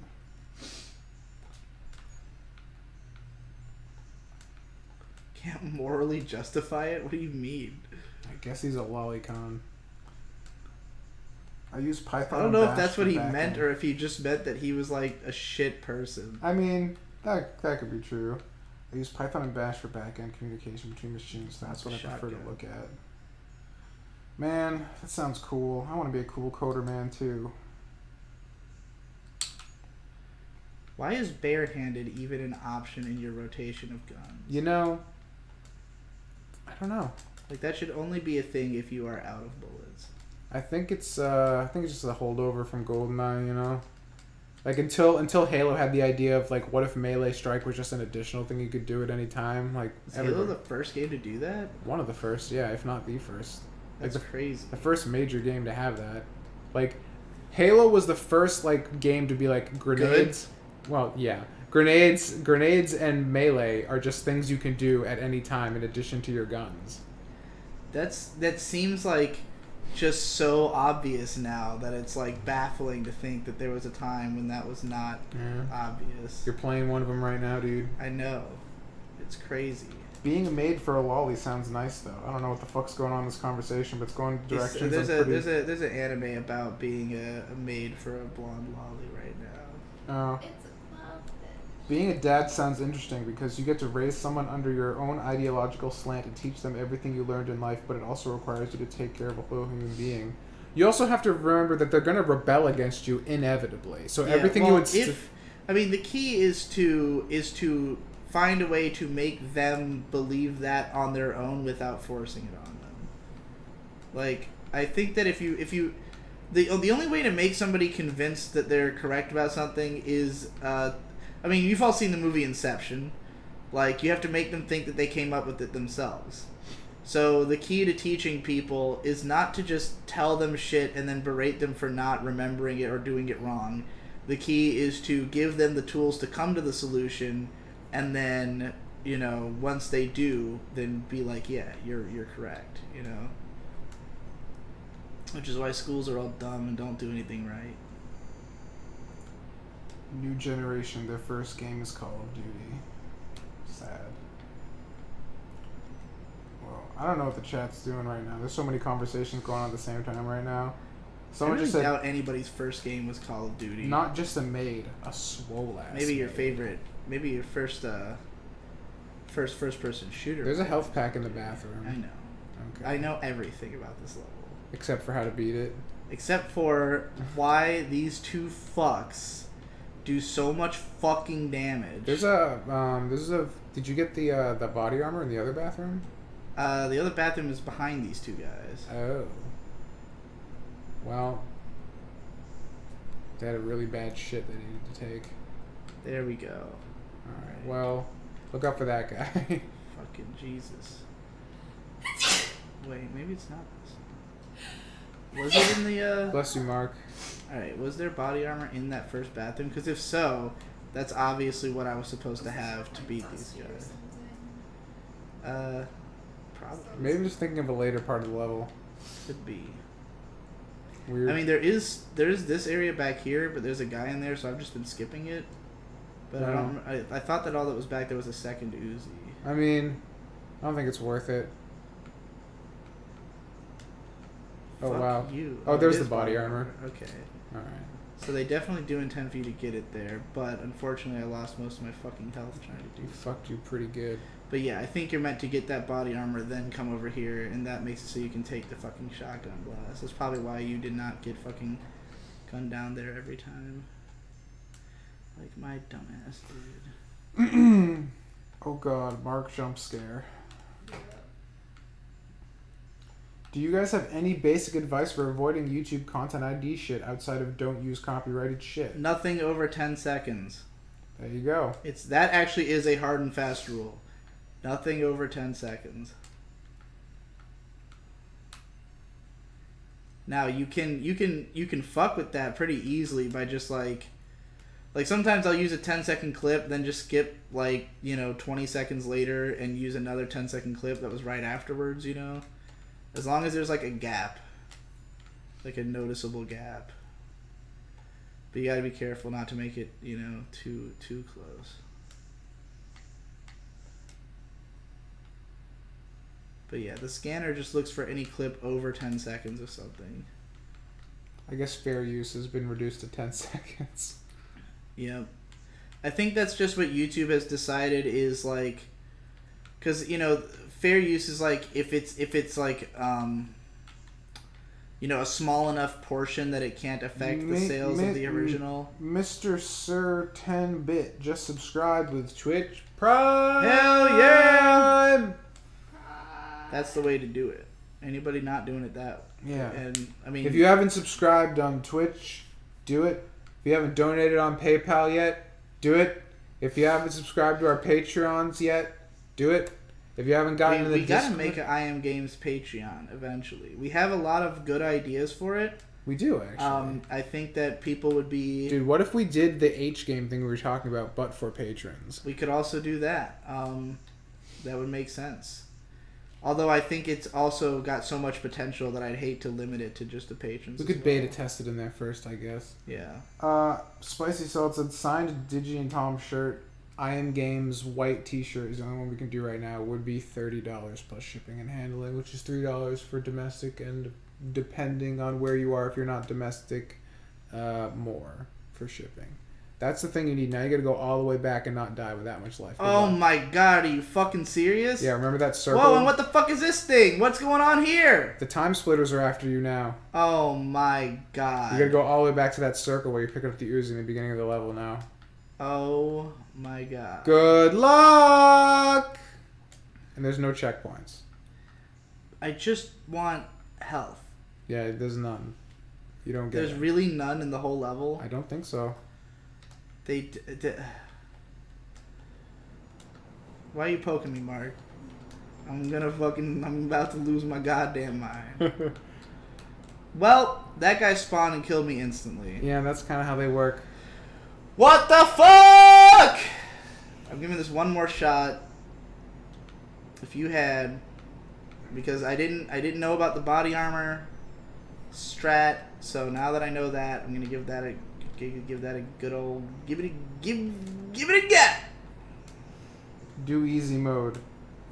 This game kind of looks like shit, TBH. What about this looks like shit? I don't understand. I don't know, man. Like the fact that it's hard. Like I don't. This is the Dark Souls of first-person shooters. God. I can't even use that reference. I don't know what the fuck Dark Souls is about, except shit. What about this game doesn't look like shit? I'm confused. I don't. Everything seems cool as fuck about this game to me. I don't know what anybody's problem with it is, other than that it's hard as fuck. I don't know. You bet I'm a sub, motherfucker. Yeah, Plummeter, good man. Hard and shitty checkpoint system are not synonymous. I mean, yeah, they are. What are you talking about? No, they're talking about the graphics. They're saying it's the hard shadows and shitty textures. Man, this is aesthetic as fuck. I think it looks great. I love this aesthetic. This aesthetic's great. They're just zoomers. You have a new sub. Notice it. I did. I said. I called it out. If your first console was the PS3, I don't Plummeter, even know if we could subscribe, have a the tier 1 sub. conversation. After playing Brutal Doom, all our FPSs look kind of boring to me. Brutal Doom's so fucking fun. It's good shit, dude. Brutal Doom is the funnest FPS.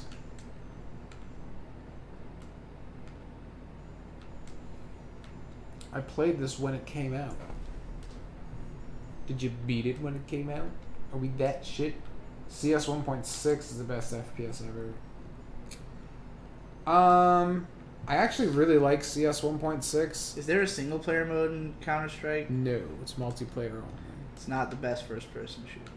The gameplay mechanics are really fun. The problem is I got into it way too late, so I just sucked so bad I could never play a game. That should not be how a game is. You know? Well, the thing that really sucked about CS 1.6 was that the main mode of playing is that if you die, you have to wait till the round's over. And so there's just more downtime than there is actually playing. It's kind of like the Fortnite problem you were talking about. Right. But even worse, because you had to wait like 5 minutes for the round to be over if you died in the beginning. You just watched other people playing. So getting good was really hard because you couldn't like play a lot. You had to just wait a lot. Like I remember my friend Devin was super like amazingly good at Counter-Strike. Incredibly good. Like he was like a ranked player like in like the actual league for like Counter-Strike and shit at the time. And he was like, "All right, dude, if you want to play Counter-Strike with me and like get good, the first thing you have to do is you have to just run the map for about 40 hours. So you learn all the maps. Once you're done with that, you have to run them backwards so you can do them backwards without looking where you're going. Then you can start playing the game." And I'm like, I don't think I'm playing this anymore. Like, there's no way in hell I'm going to waste my time doing that shit. The double Uzis might be the best solution to these guys. I think you're in a good position right now. Oh, maybe not. They took away all your body armor and half your health. Yeah, but I got this health pack. Fuck that guy. Dude, shotgun does not seem like a good No, tool. it's fucking ass. It's so ass. Just get rid of it. Just swap it out. I will. Machine guns for the win. Took a second of consideration to remember. We'll reset it all. Why would it take 40 fucking hours to memorize the maps? Is your friend retarded? No, it's like, it wasn't, it's that you have to like, not just memorize them, but yeah, like... it's not memorize the literal map. Memorize every single position that enemies could possibly be in, every strategic advantage they could have. It's about like running the map to the point where like you could do it without like looking or paying attention and knowing all the little things of it. It was very specific. Yeah. Why is there no reticle in the center? Because this is an old game. It's all auto aim. Well, yeah, it's got really good auto aim when you're not close to people. Like, because the game is built around the idea that like it's not about aiming per se. It's just about like recognizing the threat and you know, pointing the gun in the correct direction at the right moment, and really about learning the level. And like, so, you know, if you know where everybody is and like you react fast enough, then that's really the key. You don't really need to aim. However, when enemies get close to you, the auto aim just completely fucks itself and is useless. And that wouldn't bother me, but it's also the case with the shotgun. And so the shotgun is completely fucking worthless because enemies go down in you know, in like one hit regardless. So it's like, why would I need a more powerful ranged weapon that doesn't fire as fast and runs out of bullets super fast? Everyone complains about Fortnite's gameplay. Does no one see the real problem? Fortnite is the ugliest game my eyes have ever had the misfortune of glancing at. It's a disgrace for all stylized games. Yeah, it's also ugly as fuck. I mean, I don't know enough about Fortnite to really like appreciate its aesthetic one way or the other. I can't believe that the game expects me to do the rest of the level with this much health. The game probably expects you not to have this little health. Dude, that room has like 80 guys in it. How could there possibly fucking be a way? I'm gonna look around and see if there's another health somehow. Maybe if I shoot this gong. That would be fucking cool, actually. Oh, I want some ancient Chinese secret.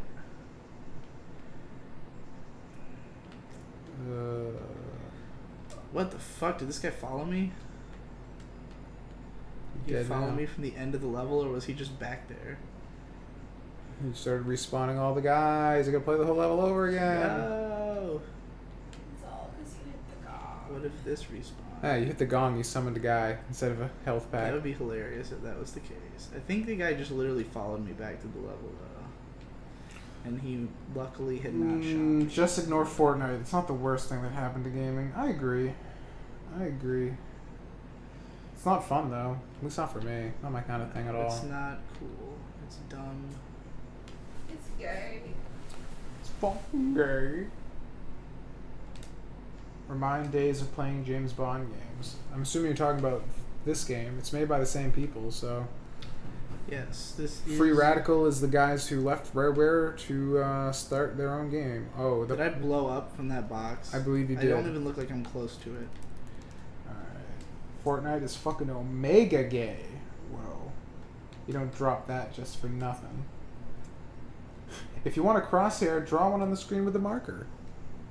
It wouldn't help in this game. Yeah, the problem is the auto aim just does what it does. Alright, I'm gonna piss, so BRB. Okay. Yeah, you're not doing both. You're shooting and you're chatting. I just want to win, and it's impossible. Spicy sauce. I've Like- got an extremely important question for the I Am Games chat. Yeah? Should I get a Dreamcast or an N64? I would say N64. Me too. I don't even know, like, what's good on the Dreamcast.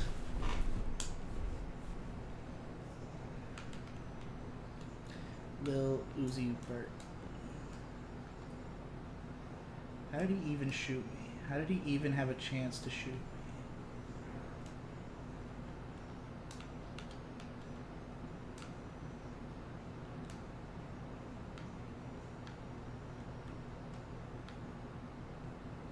Okay, so that guy ran out that time, which made him way easier.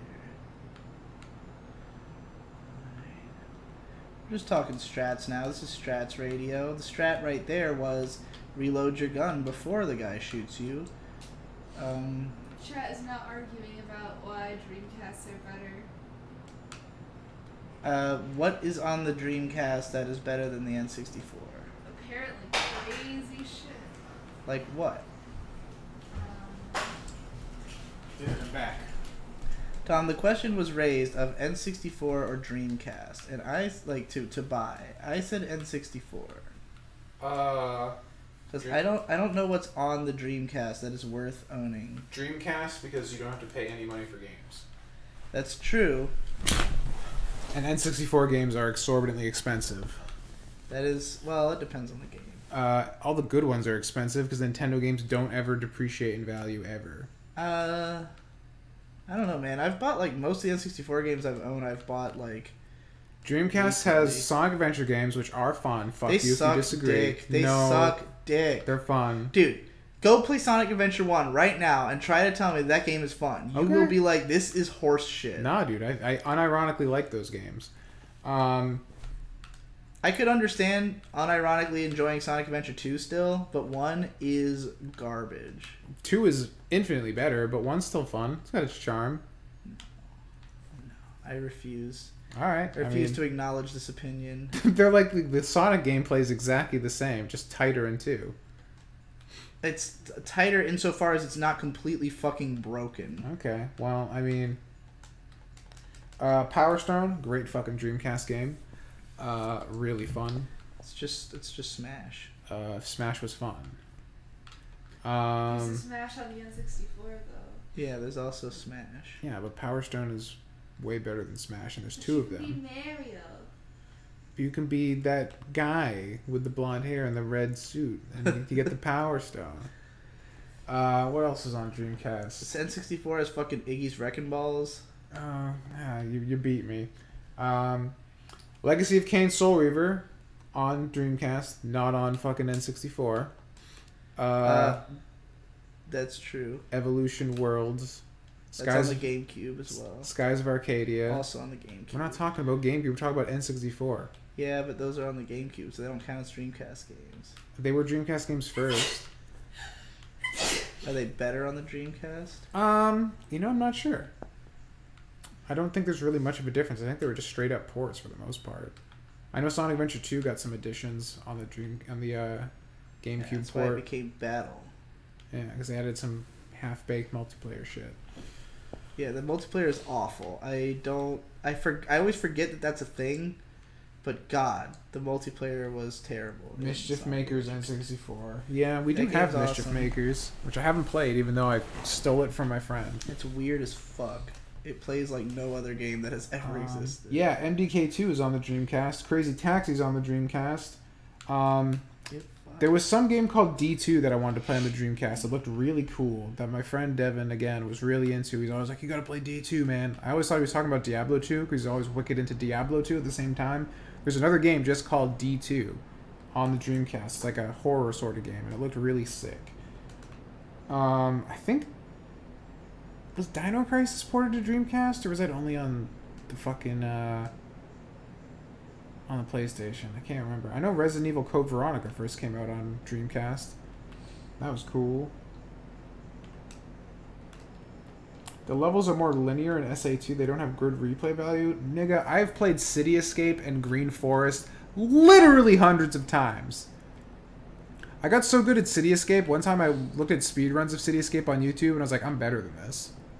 I was like, oh, maybe I'm like actually kind of good at this level. Okay, Dino Crisis was on Dreamcast. D2 is whack. I've got a sealed copy. It's a survival horror game with random encounters and a time limit.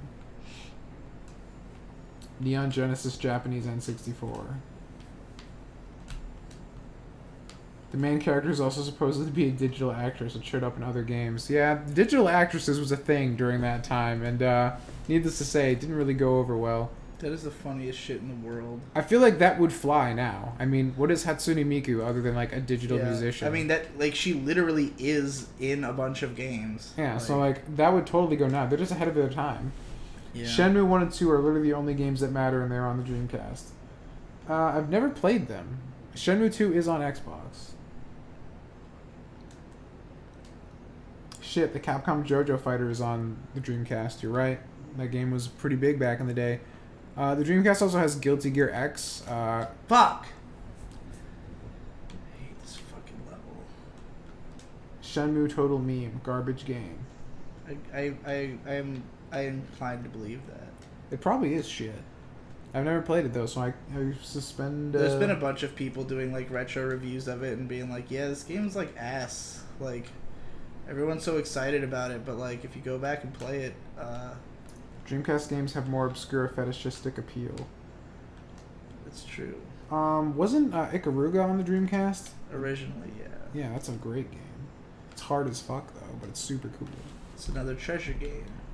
Fucking Spawn Demon's Hand. That was on Dreamcast. That was a fun game. That's like the hardest game in the universe. But it's fun. It's fucking Spawn. It's cool. It's fun to play multiplayer. Me and my cousin would the original Soul Calibur, LaDuh, on Dreamcast. Soul Edge, you mean? No, Soul Calibur. Soul Edge was on PlayStation. Wait, so they moved, like, Soul Calibur wasn't on PlayStation? It was only on Dreamcast? I believe so. That's wild. That's wild. It explains why I've never seen it anywhere. Soul Calibur starts at 2. The first one is apparently really good. And then, of course, Phantasy Star Online was on Dreamcast. Yeah, I mean, that is the greatest game ever made. So, But the GameCube version has, like, all of the reasons to play it. I feel really bad because I want to play all these PS2 games. I don't have a PS USB controller adapter when I emulate. My PS2 is in another state. Should I shell out for a USB controller or just play it with an Xbox controller? I mean, I prefer the Xbox controller to the PS2 controller, so I would say just use that. Yeah, there's nothing wrong with using the Xbox controller. It's great. I want to get a Sega Genesis controller for my PC, though, because I'm designing... I do all of my emulated games with a 360 controller because it's just easy. It is easy, for sure. It's just so much easier than using anything else. I wanted to get a Genesis controller just because I'm designing my game to be a Sega Genesis game. I want to see how it would play on that hardware. Oh my god. Dude, he's fucking you up! Dude. You can use a DS3 or DS4 to emulate an Xbox controller. Look up DS for Windows. I tried using DS for Windows and it literally destroyed my computer. I had to reinstall Windows. Dude, the DS fix is fucking garbage. It like I was using it for a long time for the PS3 controller. Dreamcast is the best console ever because it has Typing of the Dead. Clearly the best game ever made. I mean, the computer has Typing of the Dead. No, the Dreamcast does, and it's the best. But the computer also has it. Yeah, but imagine playing it. You don't have to try to track down a Dreamcast fucking keyboard. But how cool is it that if you had it? Psychic Force 2012 Dreamcast. 2012? Is that like the year in the title? Man, that feels like the past now. It's so fucked up. Right? I thought he meant like release date 2012. I was like... Maybe he did, though. No, I remember Psychic Force.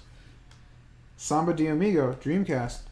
Dreamcast is fucking sick, dude. I don't know. I mean, I haven't named a single N64 game to compete with, but like, I don't feel like I have to, because it's got like the two games that are most commonly considered like the greatest game of all time. The Dreamcast has the best version of Bangai-O, Winter Dreamcast. I don't know what that is, but it sounds cool. Oh man, Alton Williams. You guys are just fapping about the Dreamcast. Alton Williams striking back with Turok 2 on N64.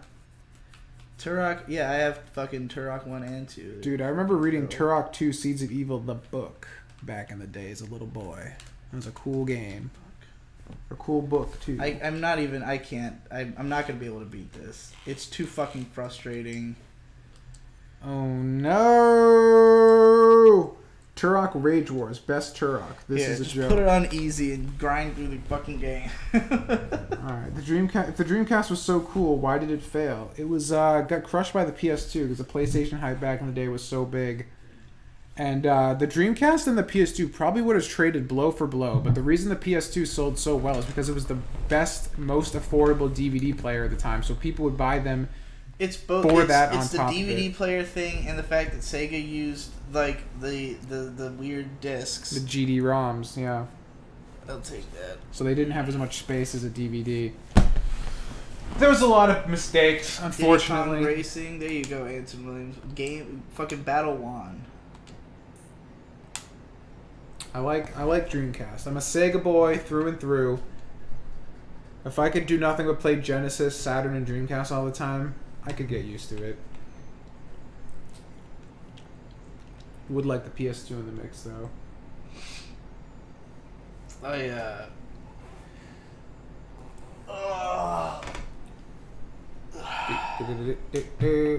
You guys can't tell, but we have switched back. Digi's on chat and I'm playing the game now. Forgot there's no camera, so no one can see. So did you switch it to easy mode? I did. Alright, let's see what difference it makes. Alright, I got an Uzi. Just like before. Killed that fuck. Now it feels weird watching somebody else do this. Oh, there's definitely less enemies. Yeah, holy shit. There's definitely way less enemies. There was way less enemies the first level, too. That's how I beat it.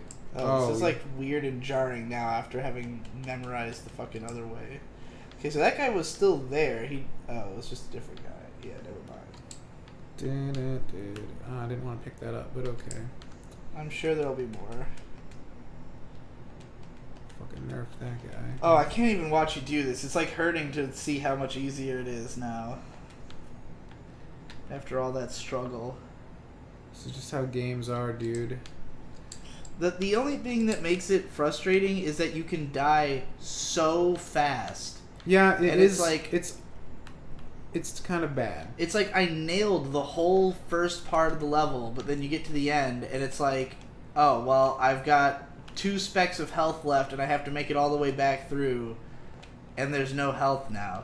So, like, I guess really you just got to get good enough that you can do it without health at all, but it's like if you get shot once, you're fucked. And, like, those shotgun bros, it's like there's almost no chance you're going to hit them before they hit you. So, like, I will say that having played through it as many times as I did, most enemies you can hit them before they get you. Like, even though they shoot at you, like, right away, you just got to kind of pull the trigger like, before you even get line of sight on them, just pull the fucking trigger, you know? Yeah. Because, like the game seems to expect you to just have memorized the level, you know? There's nobody up there. Oh, this guy. He's still there? It is definitely the NES effect. Like, they made the game hard enough to the point where it's like, yeah, the game is short, but it's fucking brutal.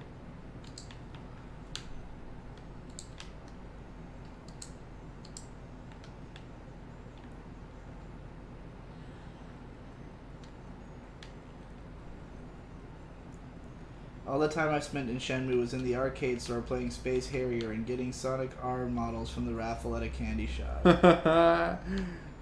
Oh, amazing. Fucking amazing. Oh, look, the body armor's just here with no guy guarding it.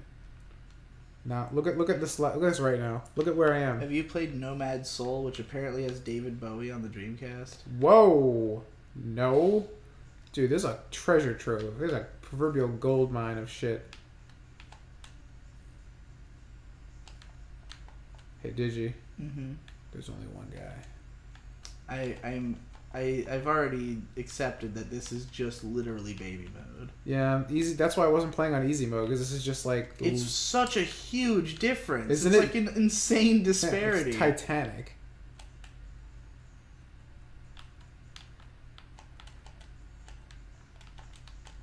And they barely do damage to you, too. Yeah, they just like... You can just like stand and this is like...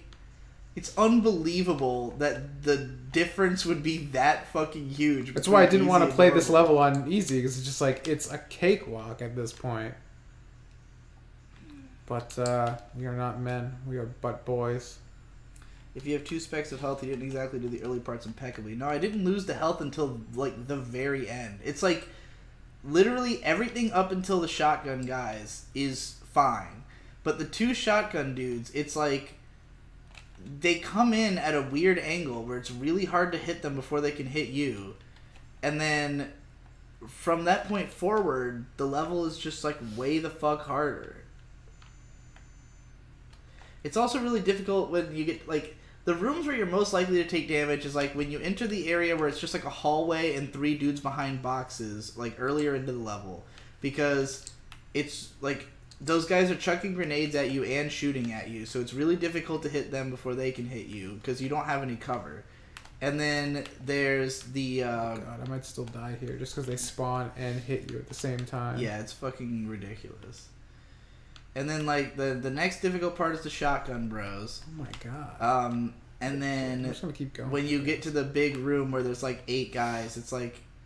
That one I'm sure I could... Like, this room, I'm sure I could memorize it well enough to do it without getting hit. But, like, it's so late in the level... that it's like at that point, you know, it's hard to learn something that's that late in the level. Just fucking gonna book it. I'm just gonna. Oh look, health pack. How nice. Thank God. How convenient. But yeah, that definitely was not there earlier. How far had you made it the first time? What do you mean? Like when you did this part? Oh, I got to this point on normal, but I died like way back in the house still. I see.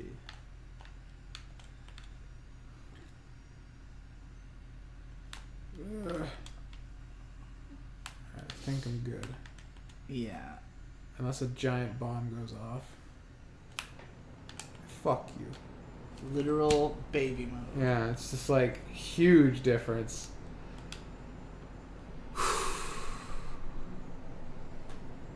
Didn't even feel like 5 minutes. It felt like 1 minute.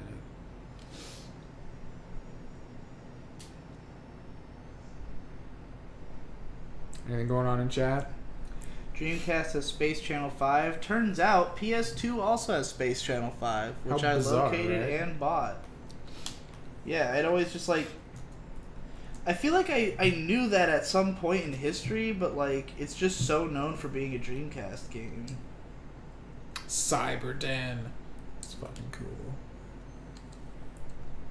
Whoa, look at this chick. Chastity Detroit. Chastity Detroit. Holy fuck. She also looks fucking terrible, but at least like in a cool way. She kind of reminds me of Chimney Crockett. Whoa.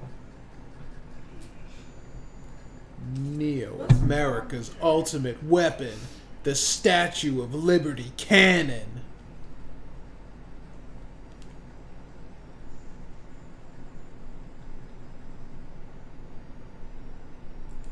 What is the plot of this game?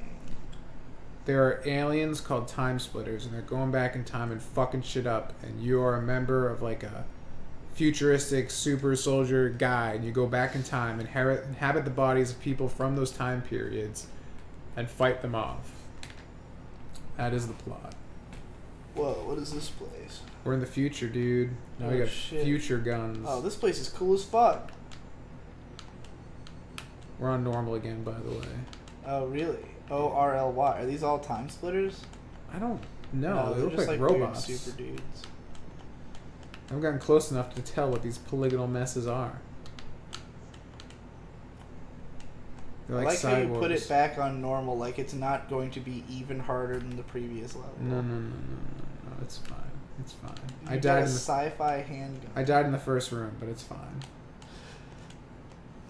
I mean, like, it's possible that playing it on easy mode, like, only made it, like maybe it will become challenging later, because it was just the first 2 levels, you know? I don't know, dude. Oh, dude, they have like auto shotguns. Hurts my booty. Got the minigun. Oh, that's what that was. Fucking miniguns. Whoa, that guy's got blue pants.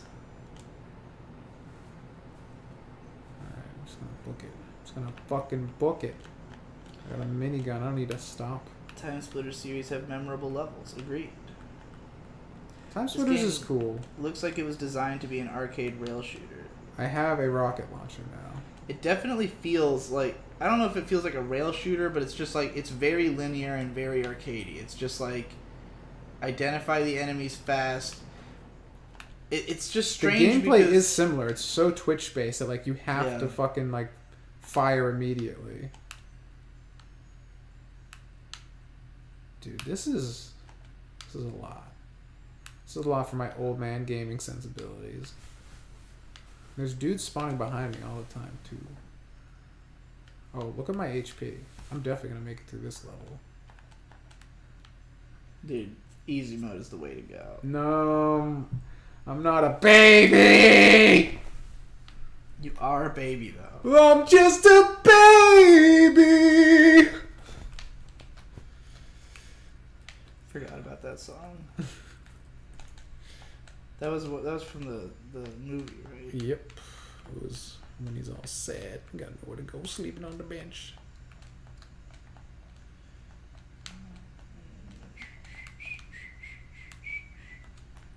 Alright. I'm almost out of bullets. Which is not a good place to be. Oh my god. Everybody hit so hard. It makes me sad.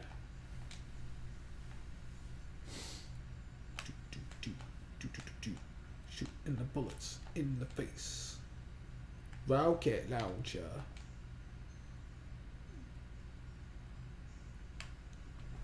So Mark, how's the journey to become a Pokemon Master going? It's good. I'm on the last gym. Hell yeah. Wait, last Johto gym or Kanto gym? Johto. God, that game's so good. Fuck. This game has a level editor in it. It does have a level editor. I wonder if it's any good. Is it better than Snap Map?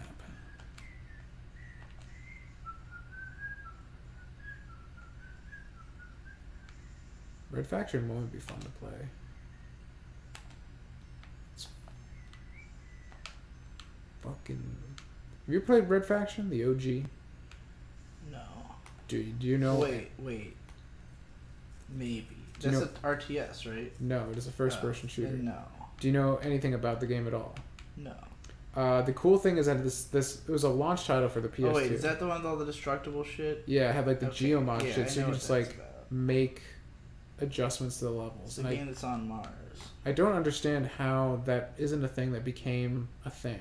You know? There was the game Mercenaries that... Wait, it did become a thing. There's still games that have fully destructible... Yeah, but I mean, like, why doesn't every game do that at this point? Because it's really hard to design a level around it when you can destroy everything. Look, you just gotta think harder. The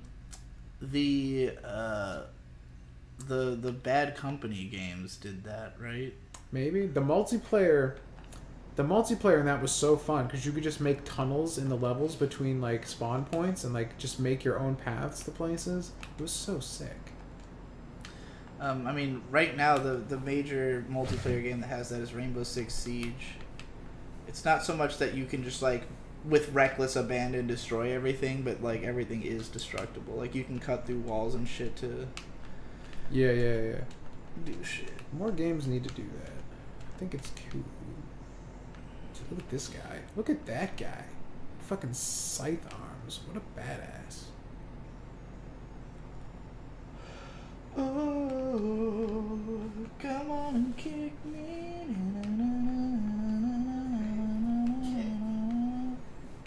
Oh, did I just like drop down all the way to the beginning of the level again? I think I did.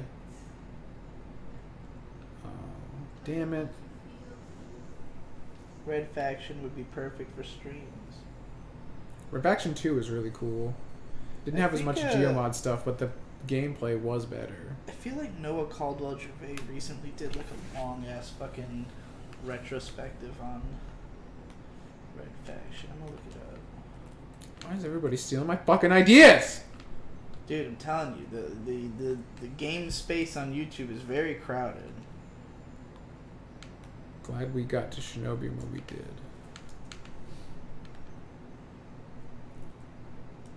I think the thing is that most people who aren't you don't care if someone else has already covered it. And that's how they win. I mean, usually they haven't been covered though. Like, it's again, it's not that I care. It's like I know that people will. I don't know. I just.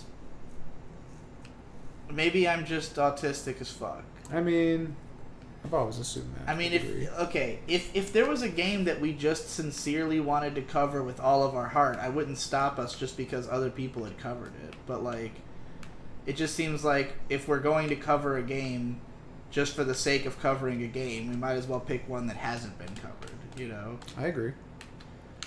Um, I don't know where to go! You'd think there'd be something to do in here, but I don't see shit. I'm just a baby. Isn't Red Fraction the OP to that one modern Pirates anime, Black something? You're thinking of Black Lagoon. And yes, that is Red Fraction, but not Red Faction.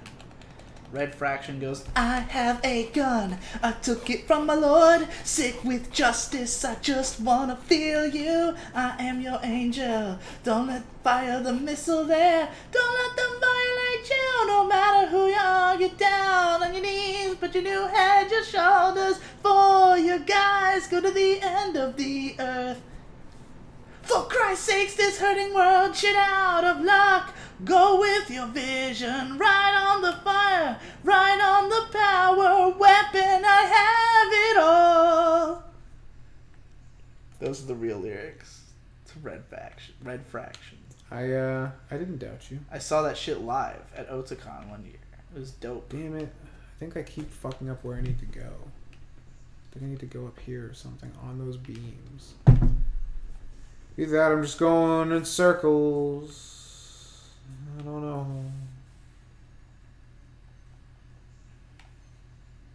What time is it? It is 2:45 in the morning. Jesus We've fuck. been going for 2 hours 20 minutes. Holy shit. What does everybody feel about Time Splitters? CGP Gray says he's abandoned projects with months of work in them just because someone else covered the same topic. I would bet that. But he's also even more insane than I am by a long shot. Does he do anything with that work? Is he ever just like, here you go, patrons, check it out? No, he wouldn't do that. God, what a faggot. See, he makes so much fucking money. Yeah, but he's still a faggot.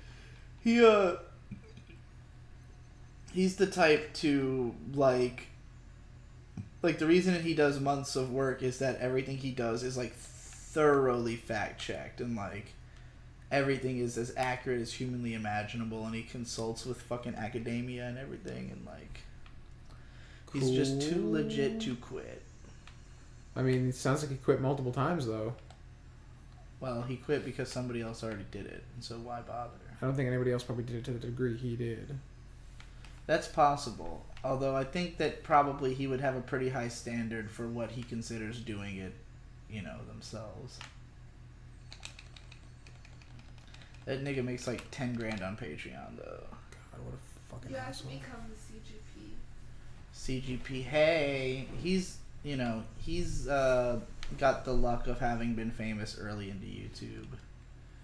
He's one of the first big educational YouTubers.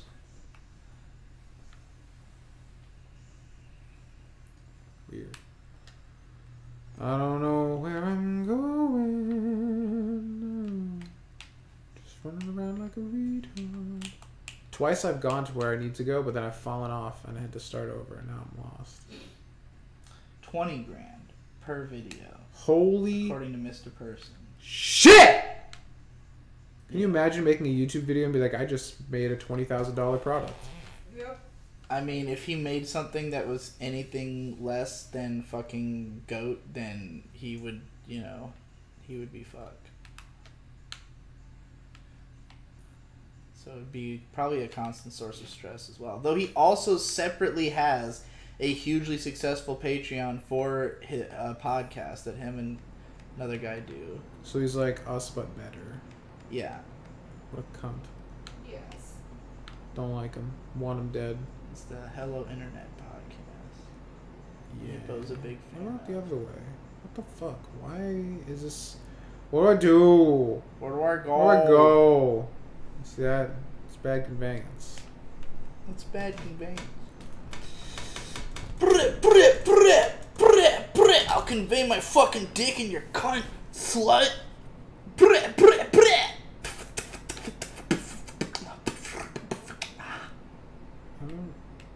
Just go down. Just go down. That brings you back to the first room. I'm above the first room, and I thought maybe I had to go over here, Oh. but I kept falling. I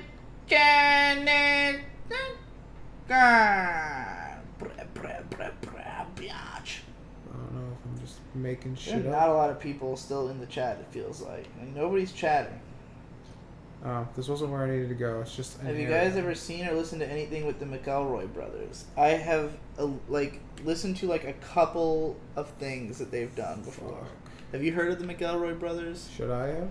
it's you know, it's very strange because they're like a huge presence of like comedy on the internet that is like not necessarily something that I wouldn't expect me or anyone I know to have heard of, but nobody I know has ever heard of them in spite of them being huge. But like, maybe I know of their work. it's three brothers who do like a bunch of podcasts and shit. They have a show called My Brother, and Me, and it's just like kind of it's the idea is that it's an advice show, but it's just a comedy podcast, you know. And like a lot of the humor is from the fact that these three guys are just really fast at like, you know, working off of one another's like stories and shit.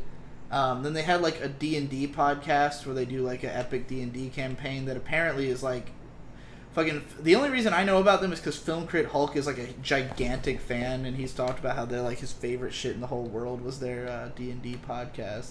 And then they have a thing on YouTube. Like, they have a channel that has more than just this, but they have a show called Monster Factory, which is where they take games that was clickable. Oh, well, I had no idea. There you go. But I guess that was clickable. That's probably the last thing, and now you have to go back to the circle. I don't know, what is it? Get the cyborg's plans. Return of ventilation. It looks like it says retum. Retung? Straight up looks like it says retum to the ventilation ducts. I don't see retung at all. Retum. Oh, retum? Yeah, I see retum. Yeah. They said retung. I was like, what are you high? Anyway, they have a show called Monster Factory where they like take games that have custom characters and just make like, you know, horrifying creatures and then like give them a story and everything and play a little of the game. They're, you know, they're funny. There's just like, it's just they're funny, you know? That's like all there is to it. It's just like funny videos with these guys. They're funny and there's like a storytelling edge to it. It kind of feels like I guess it kind of feels like hanging out with Ben. All right. But if there were three Bens all riffing off of each other. Oh, I guess they're just not edgy enough for me. Might be what it is. Like, I don't know. They don't use racial slurs enough for you? They just, like... It's not that I don't think that their stuff's funny, but it's not laugh out loud funny to me. It's more just like, oh, that was clever. Haha. You know? Is that how you laugh? Just it's like that very like dull, entertaining, like it tickles your brain and you can watch it, but there's no like. Look how much damage that just did to me. I guess I tend to like stuff that's more personality driven. Like their stuff is more just straight up. Like it's just if you think these guys are funny, listen to them be funny, and like, but they don't have like an ethos or anything. There's not like something for me to, you know, apply to myself, I guess. Sure. It's hard. I mean, I get what you're saying. It's just hard to like quantify without knowing their comedy style. Yeah. But I'll take your word for it and never listen to their shit ever. You should never listen to anybody's shit. You should just make games all the time. Mark knows what's up. Mark, where's your game? My game? I made a game. You're Satoru Iwata? Yeah, the McElroy Bros are great, but they are way less edgy than I'm used to. Oh god. I mean, if you watch our show, yeah, I can understand. Dude, this first room is a rape chamber. Are we not on easy mode yet? No, we're not on easy mode. Why are we not on easy mode yet? Because I don't want to be a bitch! Well, you don't have much of a choice, dude. No! We could have beaten this game by now. No. We would not have beaten this game. We would have beaten Play School's version of this game. Fisher Price presents Time Splitters. That's what we would have beaten. I had Whirlpool. I mean, so far we haven't even beaten the first or second level by your standards. I know! What's the point of starting now on an even harder level to be like, oh, my pride's not gonna let me. It's like your pride already gave up twice. What's going on here? Look, don't question it. Pride doesn't make sense. You're definitely right about that. I just want to be a man.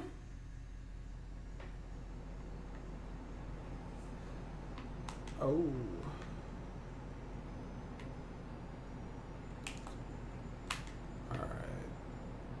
When's Halloween? Tomorrow. No, it's not. Don't freak me out like that.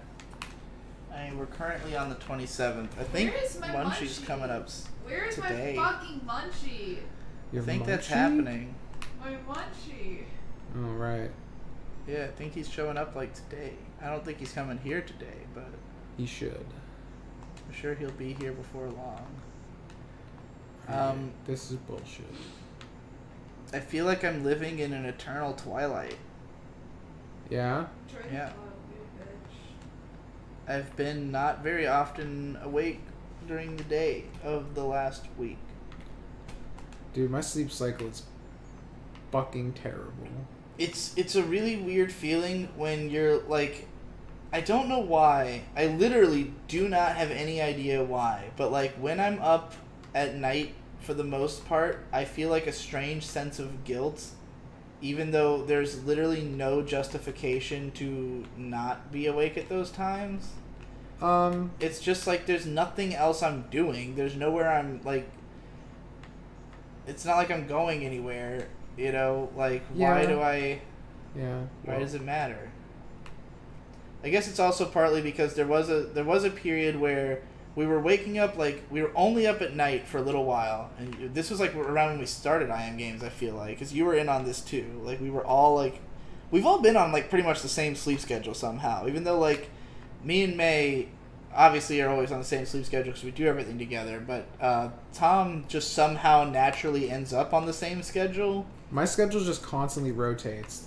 Yeah, but it rotates, like, at the same rhythm that ours does. It's weird. I guess probably because we're doing I Am Games and, like, our weekly schedule has to be relatively in sync. But, like, there was a while that we were only up at night, and then May was like, I want to be up during the day. Like, we should fix this.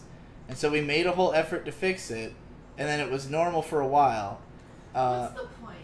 Yeah, and then eventually she was like, you know what? I don't even care. And I was like, oh, well, alright. Just clinging to my last strand of normalcy before jumping entirely into the void. I'm back in the beginning of the level again. It's normal. Well, it's like because over time, we've just become, like, bigger. Ironically, when we moved to Boston, we thought we were going to become less of hermits because we thought we were going to go into the city and do stuff and shit. But actually, because it was such a pain in the ass to do anything, we've become more of hermits. And, like, we're also trying to live, like, a little cheaper and stuff. So, like, for a while we were going out to eat, like, all the time. And now we're trying to... Because, like... When we first started dating, it was like fucking go out for lunch and dinner. And then that, you know, got pricey. And then May learned how to cook, so then we started eating dinner at home, but we would still go out for lunch most of the time. So now we're trying to make a concentrated effort to to make both lunch and dinner, which just means never leaving the house. And so in that circumstance, day and night means nothing because what is open and available means nothing. So, it's fine.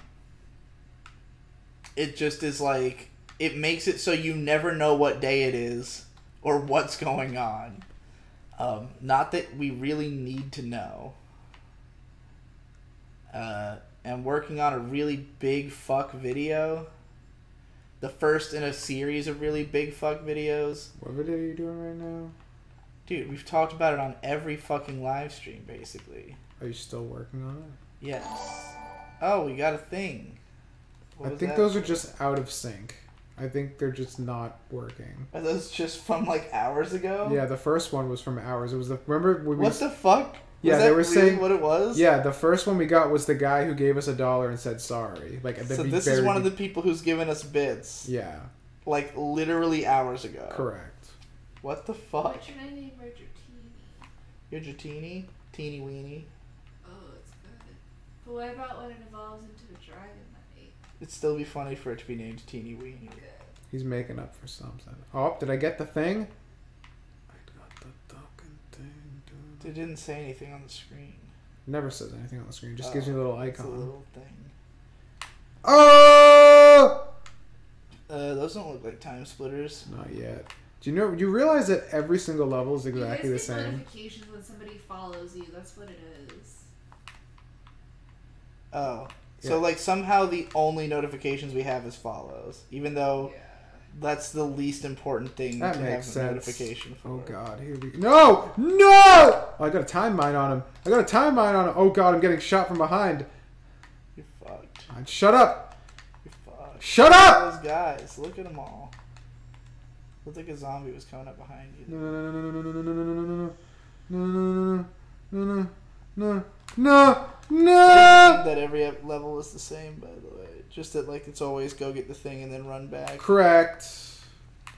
Yeah, I figured that was, like, the point. And then it's just a way to Oh. elongate the game to twice its size, you know? Alright, well, now that you've, like, basically accomplished it, you want to kick it down to easy mode? It's not the same, but fine! You gotta do... Buttfire. I don't like this game. This game makes me sad. It's just so hard. I think we're just bad at games. I don't think so. I think this game's just hard as shit. I think that's why people don't return to this one. Maybe. Like, nobody talks about... Dude, every time I search TimeSplitters, the result I get is TimeSplitters 2. Literally, nobody plays this I one. don't want to play TimeSplitters 2 because there's a stealth level that sucks. Well, we would want to have the audio when we play TimeSplitters 2. Which we can hopefully have fixed by 2005. This is 2005. Didn't this game come out in 2001? Yeah. What did you think was going to happen in 4 years? That's hilarious. Yeah, Chad is saying this game is just hard as fuck. Tom, you beat Shinobi, you can't be bad at games. I feel like I can only cling on to that claim to fame for so long before I gotta be like, I gotta earn a new badge, you know? I'm handing Tom the chat. I'm the chat I'm man! gonna do the level. That's what I am. TimeSplitter Future Perfect have the best controls. We have it. I want to get to it because it looks fucking sick.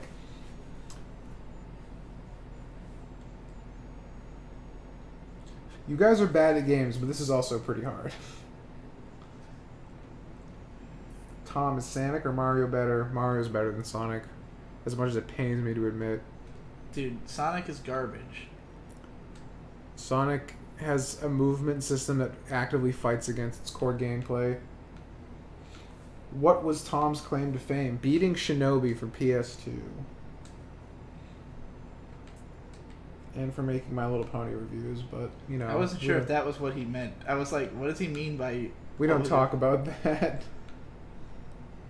Way back in the 90s, he was on a very famous pony show. We both were. Yeah.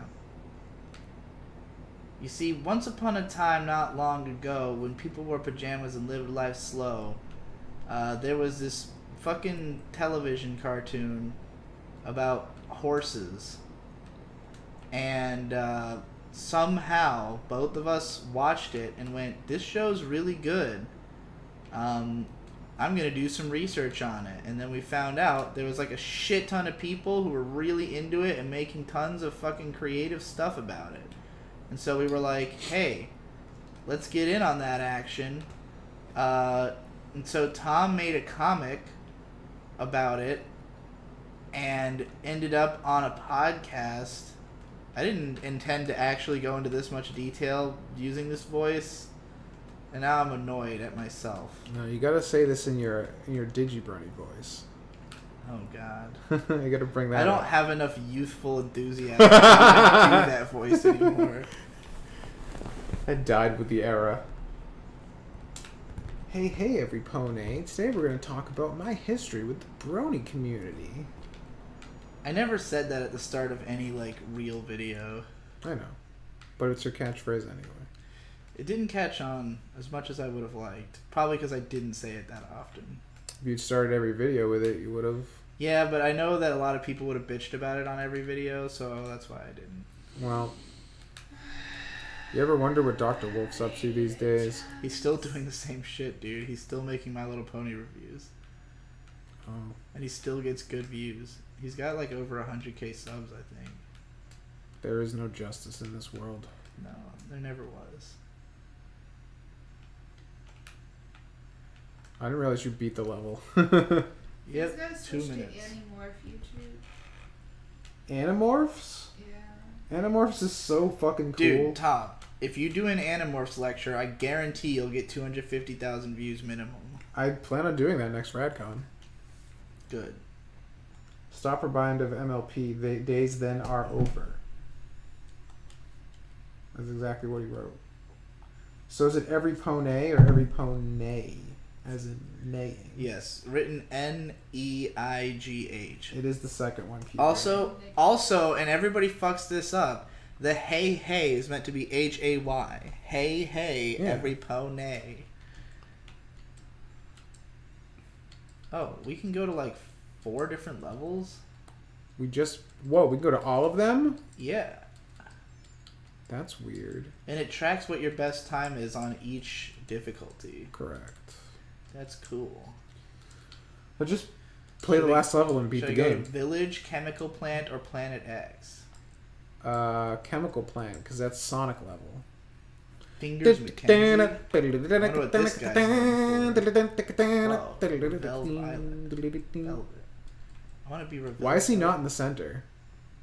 Oh, damn. This girl's Whoa. getting the fuck down. Whoa! You missed like an entire stripper dance over. Oh, it's still going. Oh my god! That was awesome. Best character in the game so far. Yeah. I can't wait to fucking slut it up in this fucking level. Keyblade is going insane on your hey thing. He's like, I knew it. I've been correcting our Digibro users for years, and they all thought I was crazy. It literally is on screen the first time I did it. Look. Like, the first video that I made with that catchphrase was, like, the Random Headcanons video. The first episode of Random Headcanons. And, like, it starts off with on-screen text that says, hey, every pone. And, like, that's, like, the only times I ever said it in any videos were in that one. This level doesn't look finished.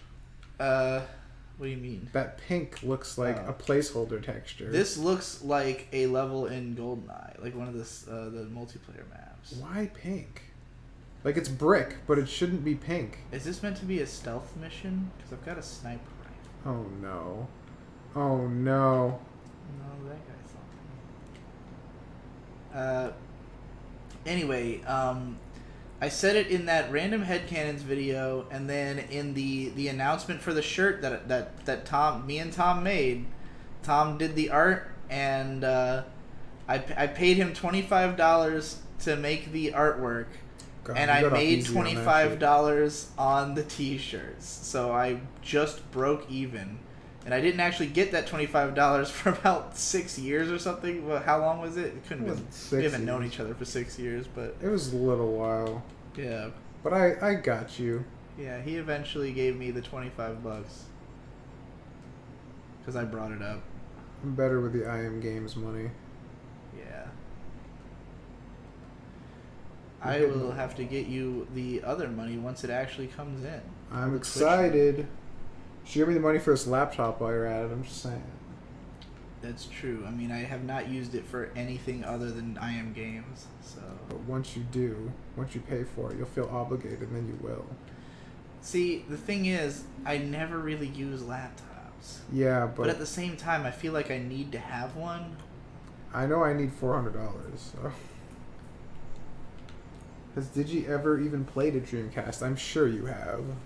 I've played Spawn and NFL 2K or whatever. Whatever was the fun. Dude, you know a fun game? NFL Blitz. You ever played Blitz? Nope, never played Blitz. So Blitz is like an heard arcade. a lot about it. It's like an arcadey football game where the downs are 30 yards instead of 10 yards, and like you punt into like the stratosphere, and everything's just over the top and sand, and you can like punch people. It's fucking sick. 2K2, I meant NFL 2K2. Back before EA literally bought the exclusive rights to use the licenses for the NFL. Yeah. Yeah, see? Alton Williams, NFL Blitz is fun, all caps. Dude, that game was like mega hyped at the time. I definitely remember the hype around it. Spawn the Demon's Hand. Yep, that's it. Spawn the Demon's Hand, which is like... It's fucking ridiculous, that game. Because, like, like the bosses will, like they just run around these big open levels, and then if they find you, they will kill you in one hit, like most of the time. So it's just like a matter of managing to locate the boss before it locates you, and like game its AI until you kill it. Like otherwise, you're definitely dying in one hit. Whoa. You want to hear a mind fuck right here? Characters Advocate Kamada says, man, I haven't had a desktop since I was 10. He could be 11 for all I know, but... I think there's a lot of people who don't use desktops. I have no cause to not use a desktop. Yeah, your line of work really does like necessitate that. Right, like power. I need to be able to render for video. This is a quad-core processor. You can render on this no problem, like, baby. I constantly am using the mouse, you know, like to move shit around, like do pretty precise work. So it's got Windows Precision Driver. It's a great touchpad. Yeah, but using a touchpad is just never as satisfying as using a mouse. Get a mouse. No matter how good it is. Get a Bluetooth mouse. Like, if you're using a laptop on a desk, then it's like, what is the fucking point? You know? You can pick it up and move it. Where am I going to pick it up and move it to? I mean, in your particular use case, I suppose it doesn't matter. But for the vast majority of people, laptops make a lot of sense. The pink bricks are pissing me off for some, like, really strong reason. I think it's because in Blender, when you don't have a texture loader, it defaults to that color pink. I just feel like the level is missing textures. And it's driving me crazy. I doubt Blender existed at the time. I don't think it was open sourced at the time. 2001? Maybe it did. 2001? I've used a laptop for so long that using a mouse at all feels weird. Fuck. I don't know if I just auto target with this fucking thing. Spicy sauce. No, I use a MacBook Pro right now. This sucks. Yeah, I bet he does. The sniper rifle fucking sucks. The sniper rifle sucked in TimeSplitters 2 as well, remember? It's because it he didn't even die. I shot that guy in the neck with a sniper rifle. 'Tis a flesh wound. The sniper rifle bullets do the exact same amount of damage as a regular bullet does. The fuck is the point? To be gay. I don't know. What were they thinking? Whoa. I've actually gotten myself into a really unfortunate situation where I'm actually most comfortable writing my game design docs on my phone, even though a mouse and keyboard and desktop Google Docs is obviously more efficient. I wrote an entire fucking fanfic story on my phone, so I'm right there with you. You wrote that on your phone? I did. That's hilarious. During work, a lot of it actually. I was like the only time I wrote extensively on my phone was when I was trying to write that gigantic Mass Effect analysis that I told you about. Yeah. Which was to be my breakout YouTube hit, but then ponies.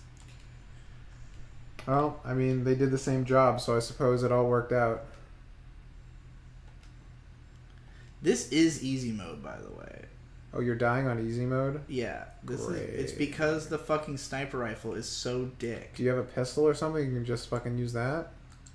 Well, I do now. Because you do pick up a shotgun pretty quick. Shotgun is awful, though. Yeah, the shotgun is also awful.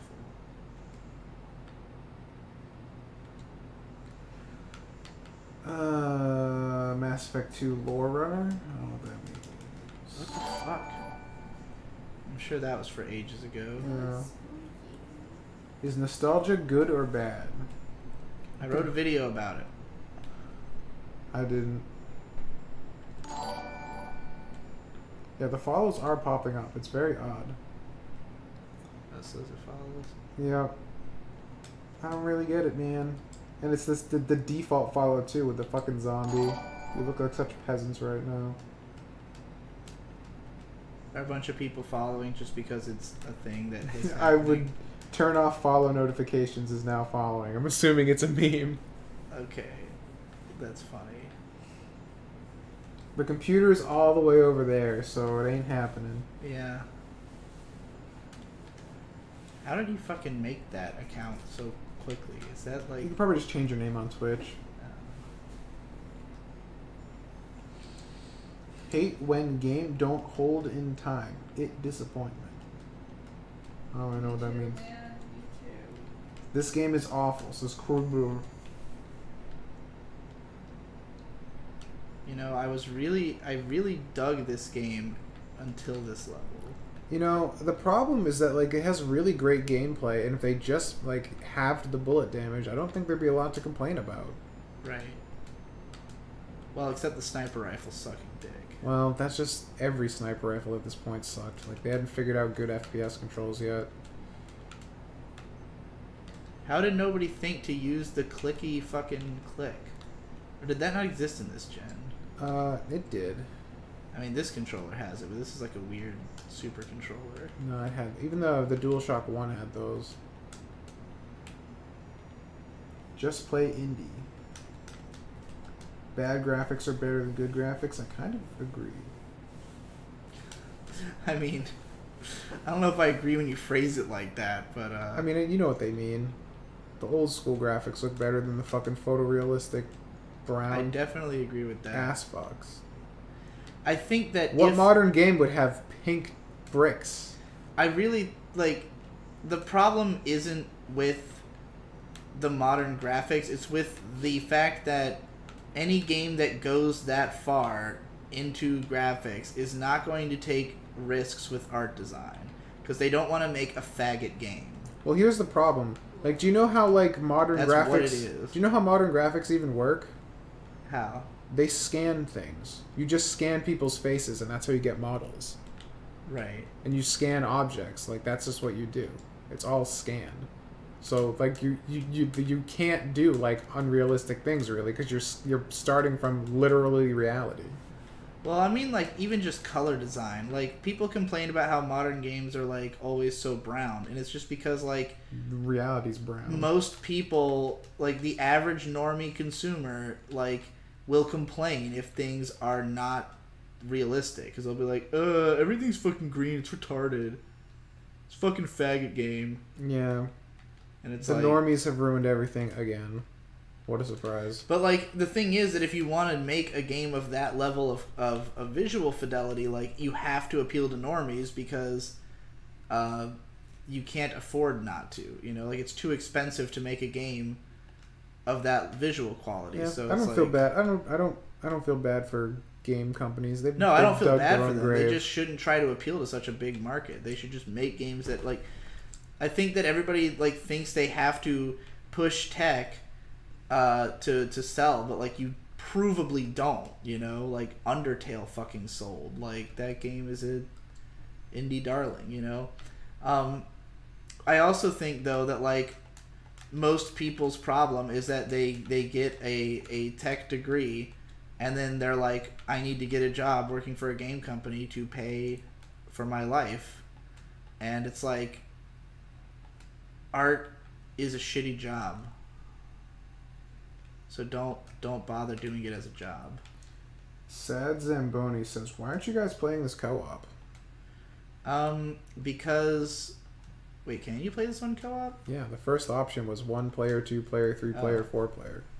Well, because if it plays like TimeSplitters 2, then if one of you dies, then you both are fucked. Also, the game was not rebalanced to give you more ammo, so we were constantly running out of Right. ammo in multiplayer. Because TimeSplitters 2 co-op was, like, way harder than single player. And this is already kicking our asses. Right. I'm on easy mode right now, and I'm getting my fucking balls rocked at this level. I really don't like this level, because it constantly puts you in, like, super small, cramped spaces where the auto-aim is really garbage, and It's kind of has enemies amplifying just, like, running at you. the worst parts of the game. Here, you want to try this shit? Yeah, let's switch back. Here you go. It was just shocking after the last level, which I beat in 2 minutes, literally. The difficulty spikes are definitely pretty wild. Pink is just light red, and red bricks are totally normal. I mean, he's not wrong. What does Digi mean by faggot games? I'm saying that if a normie plays something to the mind of a normie, anything that is not normal is faggot shit. I mean, he's not wrong. So if they see like a guy wearing like, okay, there was a big movement in the mid 2000s that I don't know how it began or what caused it, but dudes started wearing pink and it became cool. And I'm glad, because up until that point, if you were a dude and you wore pink, then you were going to get shit for it.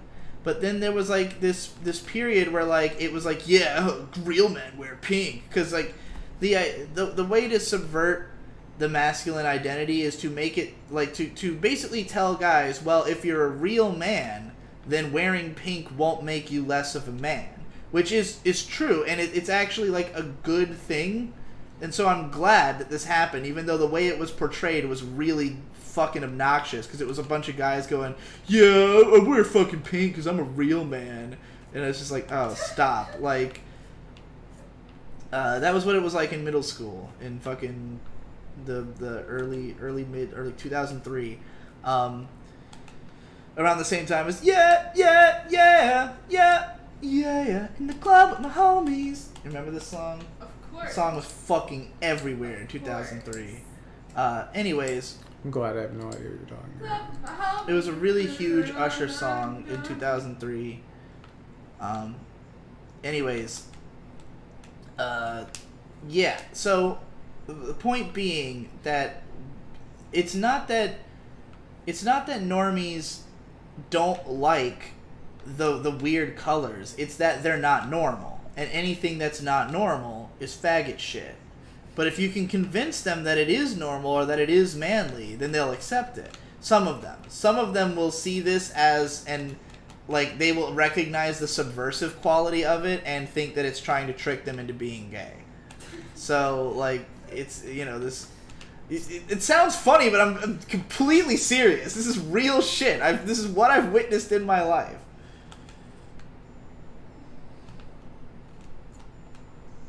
I remember those real men wear pink shirts, indeed. Yeah, that did happen. Pink used to be a manly color, then toy companies ruined it. Men need to take back pink. They did. Men did take back pink. Yeah, we did it. Alright, I need to... They took our jobs. Wasn't that T-Pain? No. T-Pain was later. It was Usher. It was produced by Lil Jon. Well, let me just say, take that and rewind it back. Lil Jon got the beat to make your booty go. Take that and rewind it back. Usher got the voice to make your booty go. Take that and rewind it back. Ludacris got the rhymes to make your booty go. And that's who was in the song.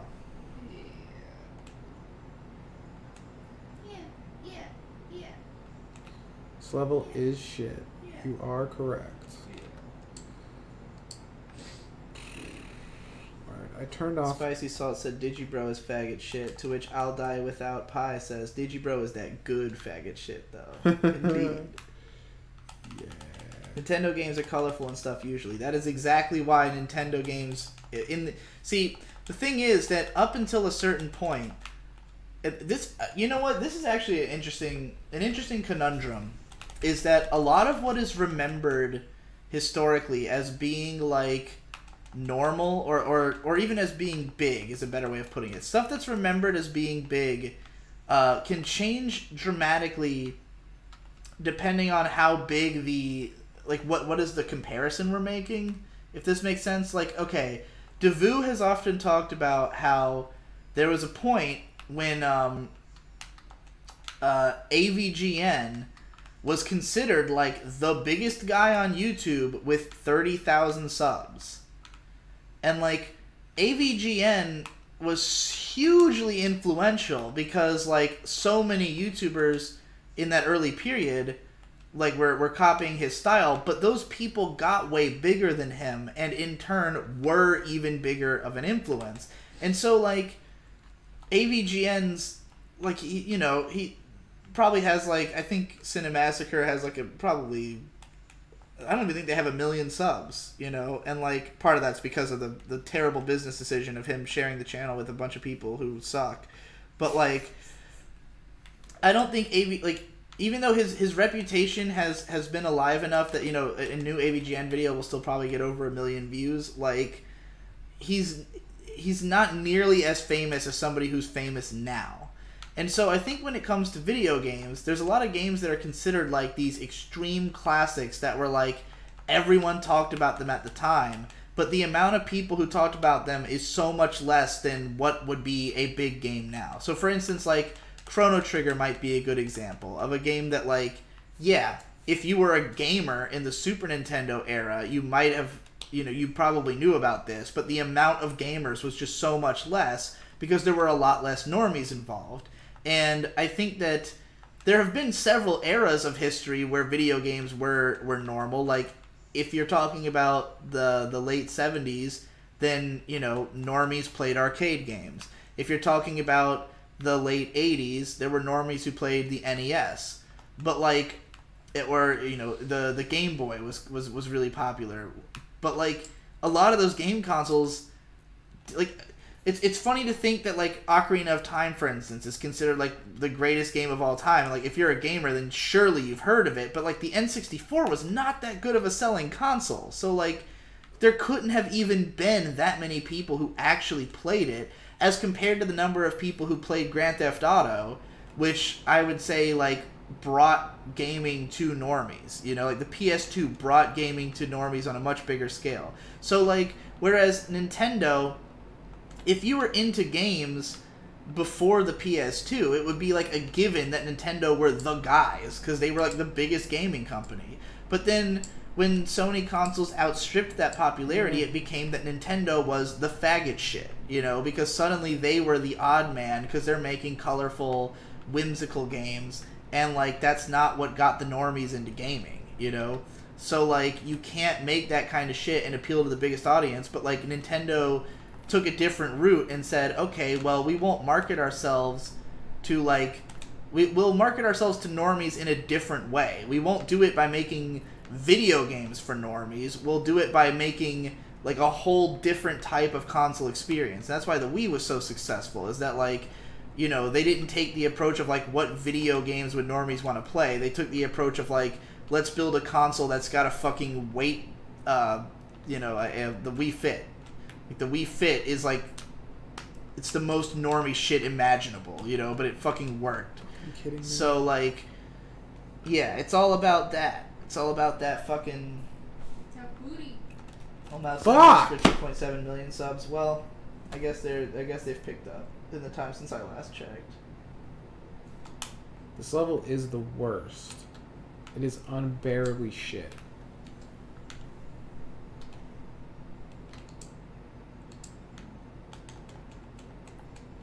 Sure.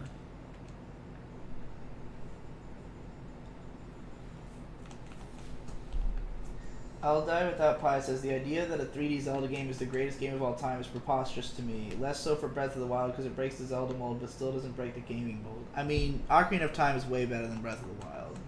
Straight up. What? I What the fuck? Where? love Ocarina of Time. Ocarina of Time sucks balls. What? Whoa. What do you have against Ocarina of Time? It's just not fun to play. Why? The combat sucks, the controls are stiff, the game's stiff, your The movement's controls stiff. are perfect. No, it's awful. It's got like the best controls ever. You can do backflips. No.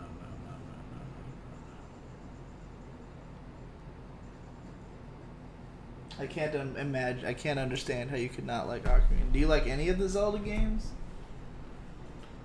No. Well, that would do it.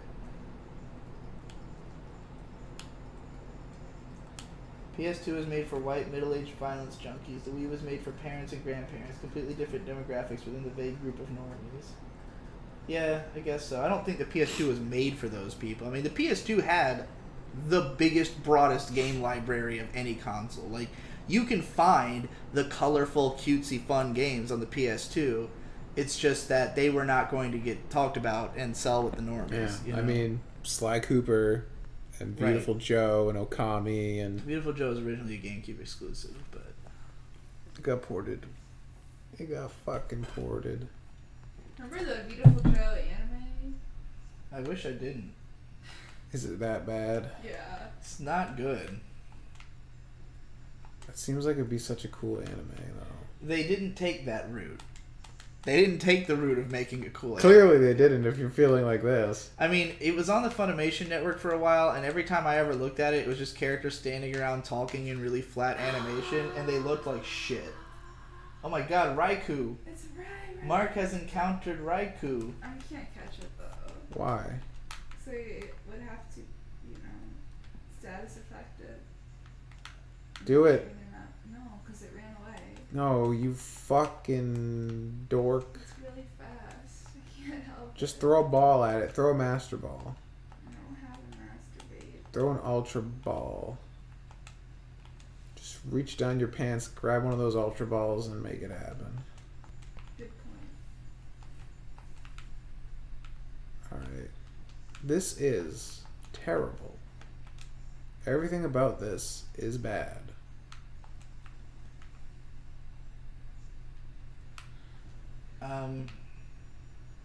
The handgun is the most effective weapon in this level.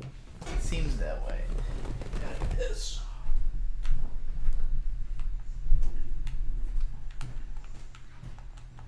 How are we gonna do a series retrospective if we have to beat this game on easy? No!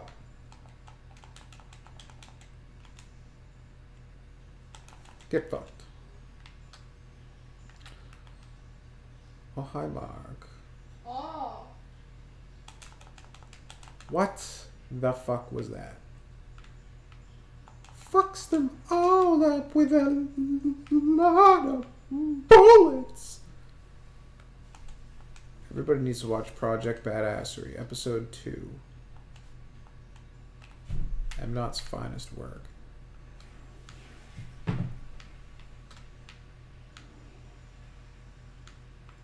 Pew pew pew pew pew pew pew. Like, you kill everybody in like one hit with this thing. Except for this guy, apparently.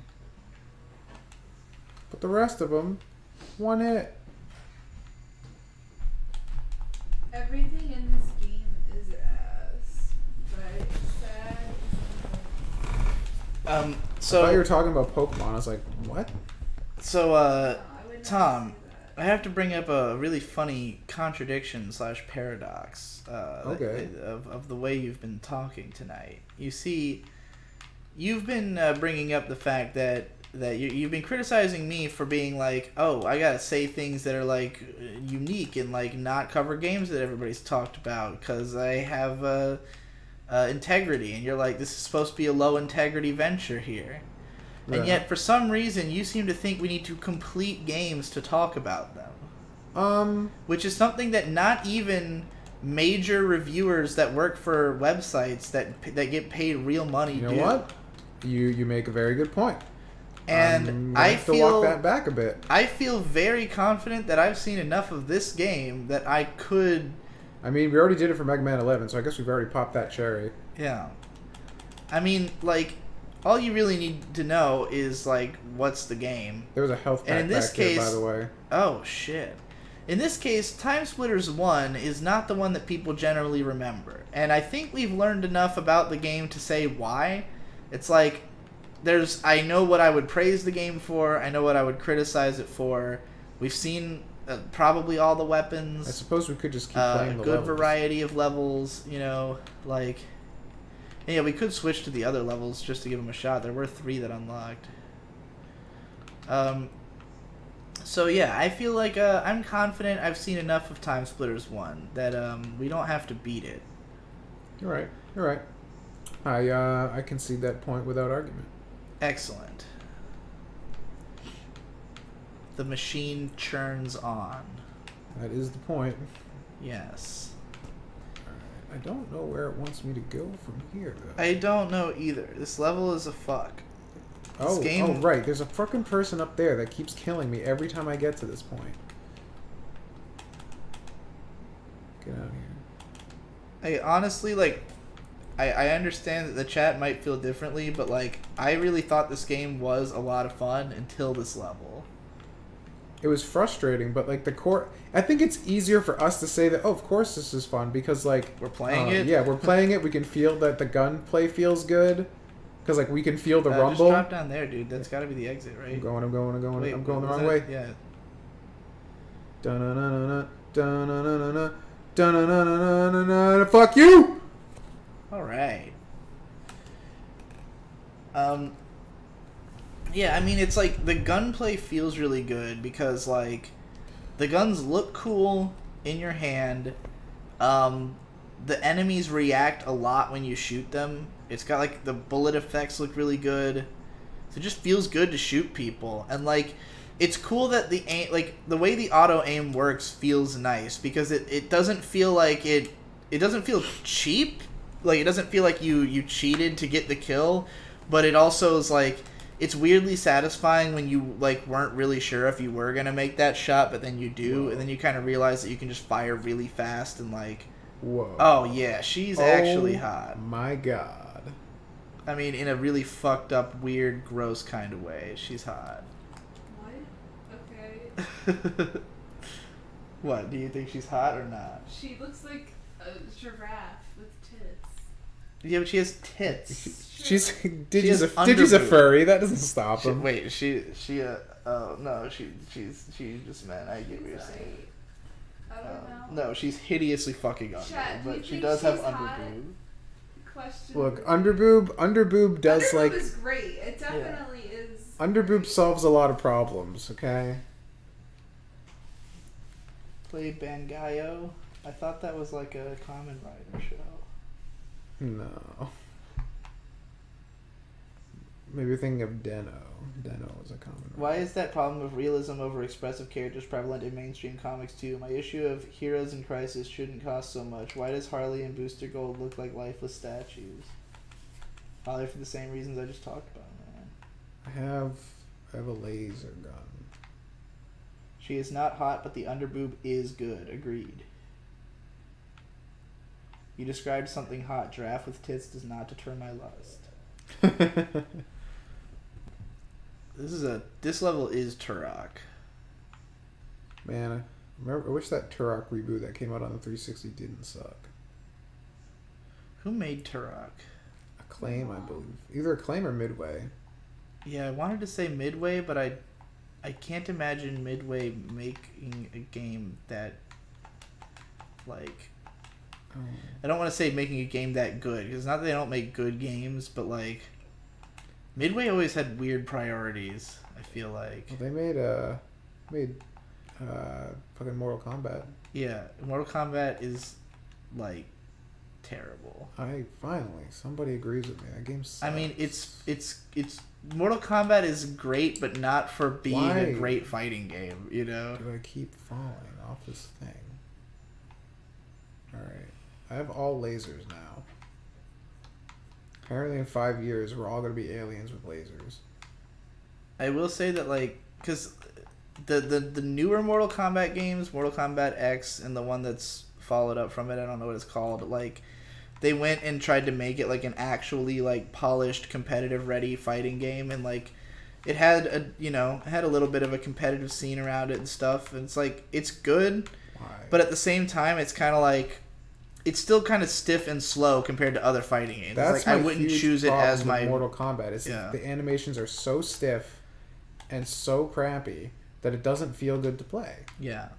It kind of feels like with those new Mortal Kombats, like they went, how can we like stay true to the like identity and feel of Mortal Kombat but make it actually like a good game? And they did that, except that the identity and feel is part of the problem, you know? Right. I think Deadly Alliance kind of didn't have that choppy stuff on the Deadly PS3. Alliance is very different, and I played the shit out of that game. It had like the multi-styles for each character, which was pretty cool.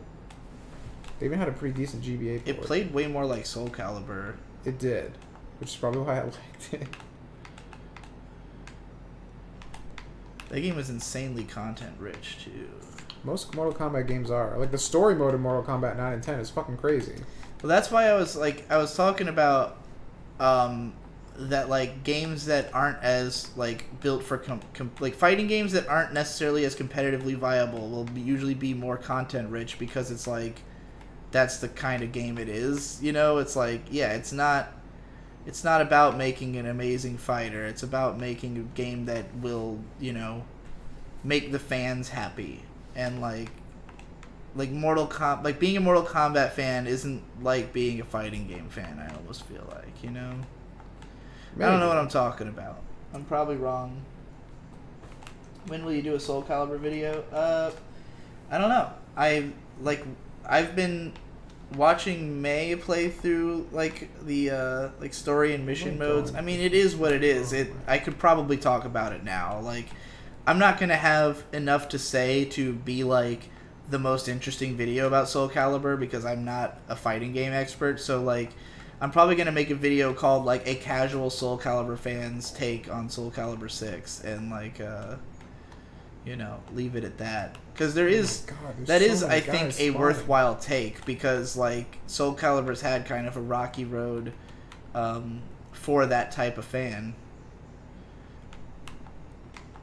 I think the conclusion I'm going to come to, basically, though, is just like, hey, if you love Soul Calibur 2 and you don't want to have to drag out your GameCube, then that's what this game is for. You know, it's just like, it feels like it's just a remake of... Like, I know it's a remake of Soul Calibur 1, technically, but it's really a remake of Soul Calibur 2.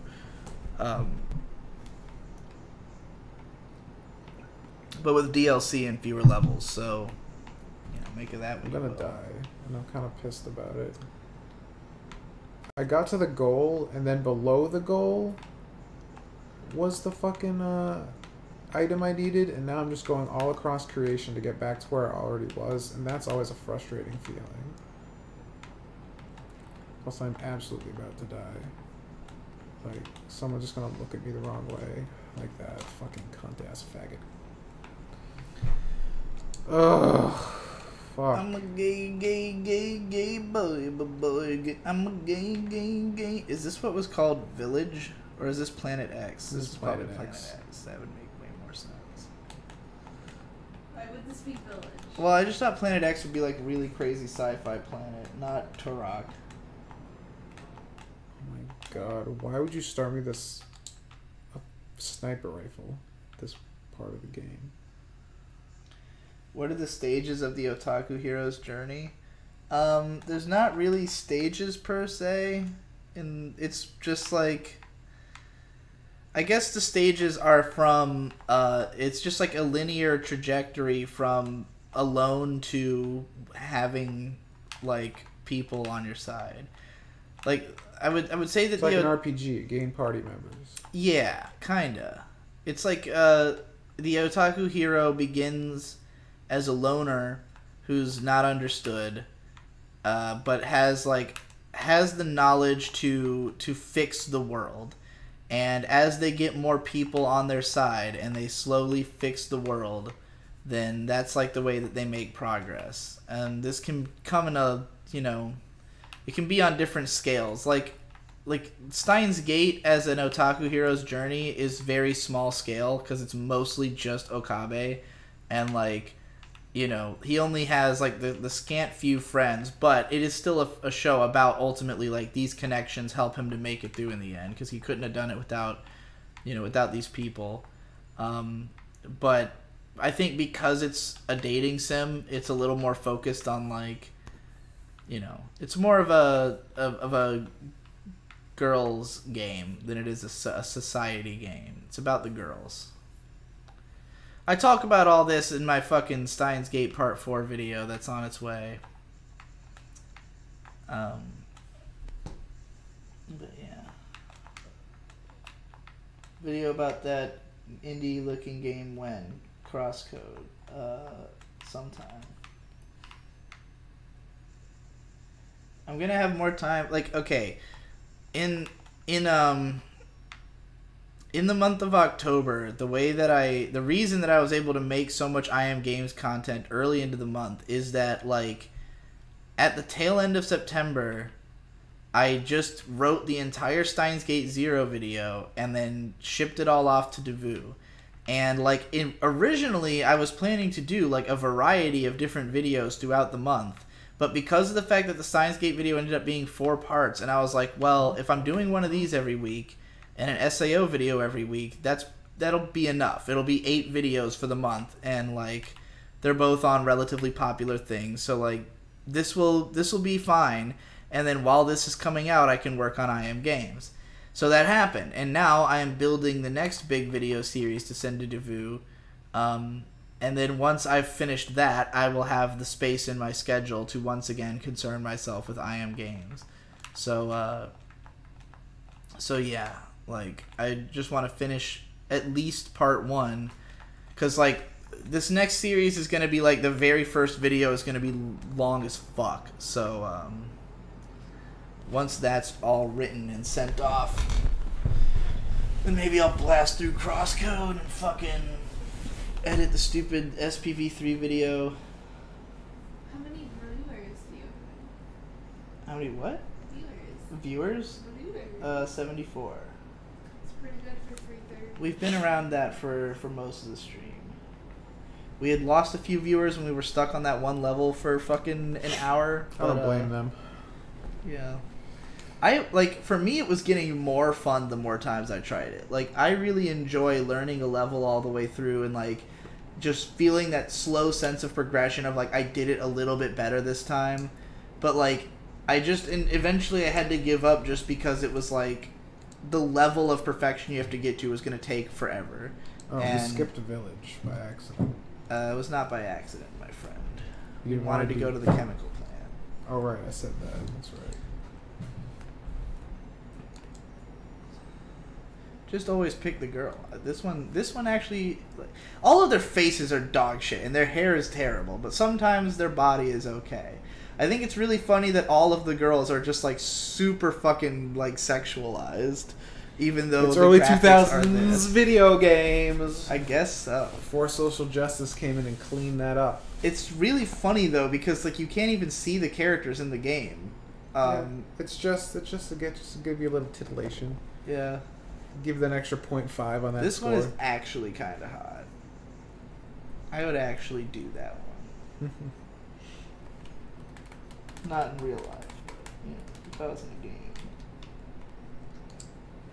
Release the Spice is like Princess Principal, but worse in every way. That's what it looks like. And that's what I was afraid of. When I first saw like people posting the Sakuga from it on Twitter, like when it was first announced, I was like, oh, this looks like it could be the next Princess Principal. And then I saw the actual trailer, and I was like, actually, this looks like it'll just be a shitty version of it. Well, it was like a mutant priest. That's pretty wild. When will I Am Games play Spyro? When the HD collection comes out, bro. It's on our list of... We probably need to actually, like, look again at games coming out soon. Because, like, we had looked at everything up through October, and, like, one of the biggest problems with us trying to find games to play was that nothing was coming out that we were excited about. Like, the only games that we had intentions to play that came out in October were Mega Man and Soul Calibur. And so everything else has just been us trying to, like, fill the void. And, like, Soul Calibur just... It's not the best thing to play on a stream, you know? Because it's, like, just a fighting game. And, it's like watching the same thing happen over and over and over again between people who are not exactly good at it. So, like this game? Well, yeah. It's like every I Am Game stream, really. Mark, if you wanna step up to the plate and take a shot, feel free. I'm just I mean, in the case of Soul Calibur, it's funny because sometimes I think, like, oh yeah, Soul Calibur, brand new game, people will be excited to click on a stream of it. And then you realize that, of course, that means that there's a bunch of people streaming it, and the other ones are better than us at the game, so probably they're the ones that are going to get the attention. I just think, I don't know, I'm more interested in the niche shit anyway, to be honest. Yeah. I mean, it's cool if a new game comes out that is niche, that is cool, you know? Like, I had kind of wanted to do the Fist of the North Star game, but only if I had heard that it was good, and I have heard nothing about it since it came out. So I'm thinking it probably wasn't good. I'm gonna look it up. 10 out of 10 masterpiece. What the fuck?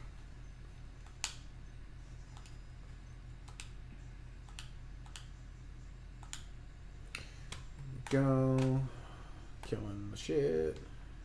Playing the game. Mansion. Alright, we have the last 3 levels unlocked. Whoa, it's a black guy. Look at this bitch. She's terrible. She is What absolutely the fuck is terrible. going on? I really don't like her at all. Look at this guy. Peekaboo Jones. Well, we're Is playing. his name really Peekaboo Jones? That is his name.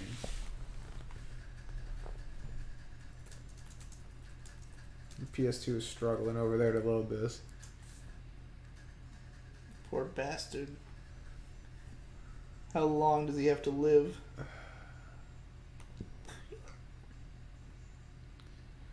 Oh, GameSpot gave it an 8. Whoa. Maybe we actually did miss out on this game. No. Everybody missed out, and we're gonna bring it to the masses. It might not be perfect, but Lost Paradise is still fantastic, says Cultured Vultures. Review copy provided. They actually tell you that. That's cool. Well, that's really unexpected. Let me go look at YouTube and make sure there's not already a gigantic video about it somehow.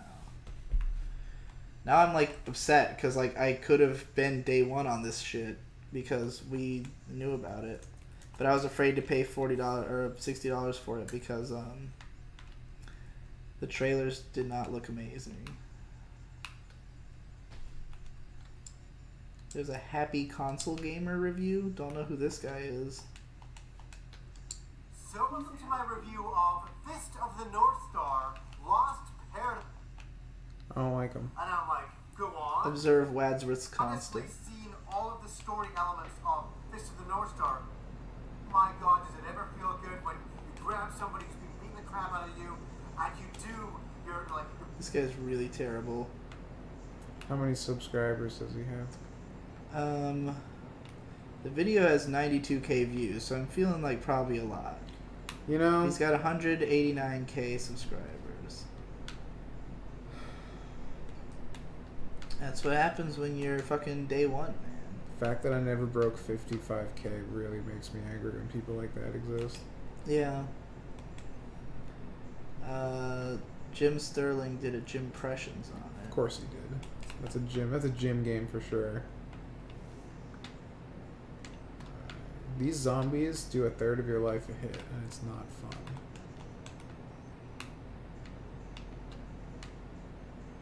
Health pack. Not a health pack. Not a health pack. Whoa, that zombie had titties.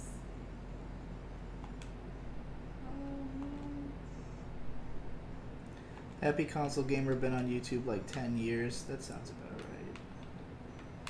He seems like somebody who only could have got his sub base early on because he's like basic as fuck. He does not have the style of the modern YouTube analyst.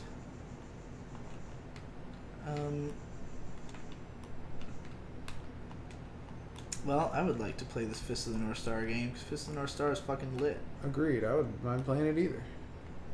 Maybe we should pick it up. I will consider it. I'll consider purchasing it. Let's look at what games are coming out in October. I mean, November. You know what I'm talking about. Oh, there's one that I was planning to buy for you guys both as a birthday present. By the way, our PO box we'll you can find it. We'll make it easier to find. Come into the Discord. Tom's birthday is November 8th, and May and Mark both share a birthday on November 9th. So, if you want to send anything to Tom and May and Mark for their birthdays, November 8th/9th, you can probably get it to us by then. Yeah, I'm just if you send now. I'm turning 30. If you want to give me something to like some drown over my the hill stars shit, in. man, some doomer shit. Yeah. Meanwhile, by the way, Tom, I might as well just give you the key to the PO box because I feel like you would actually check it more regularly than I would. Probably would. So there's that. I also need to fucking make my fucking. I still have not found the first clip of me PO boxing. So. Oh dear. Anyways, this is wild Tom shit and going Mark's on. parents had sex on the same date. Yeah, February Yeah. 14th. Yeah. Your parents probably did too. They hate Yep. to break it to you. February 14th is just a day to repopulate, as Denzel Curry put it. Anyway, what the fuck was I talking about before I... P.O. Box. Yeah, Kiss of the what North got- Star. Oh yeah, that I was gonna buy you guys a joint birthday present. A joint? If only it was a joint. Because fucking the latest Taiko Drum Master game is coming out on the Switch. Do you know about Taiko Drum Master? I know very little about it. It's a rhythm game where originally it was a rhythm game where you beat on a drum, and like only one of them ever came out in the US. It's like a popular arcade series in Japan that's like one of the biggest like arcade games, but like the only one that ever came out here was the PS2 game, and like you had to get the drum peripheral, and I could never find it with the peripheral anywhere. But of course with the Switch you can just use the Joy-Cons and pretend that they're drumsticks. And I don't know if the American version will have the same song selection as the Japanese one, but the Japanese one had a fuckload of songs that were really cool. I feel like tons we're of gonna get anime like openings Taylor and shit. Swift and No. There's no way they could afford fucking Taylor Swift. Come on now. If I'm worried we'll get a bunch of freeware bulls, like, you know, no license songs. But like, if they just use the same song. if they use the same songs, it'd be fucking dope. Because there's a ton of awesome songs in the game, from what I won't. saw. That's not how licensing works. Well, I'm sure I can find out. I'm sure there's information probably by now because it comes out in like a week. What the fuck is hitting me? I don't. Oh, I keep dying in the exact same room.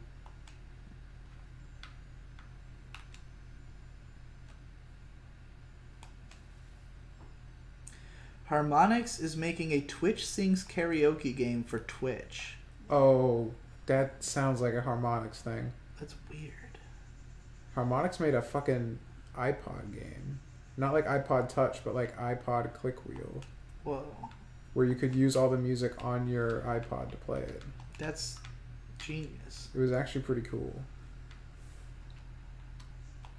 I bought it before the App Store was a thing. How did you put it on your iPod? Synced it through iTunes. There were some things you could buy for the original iPod Classic back in the day. And that was one of them. Could you play it on an iPod Nano?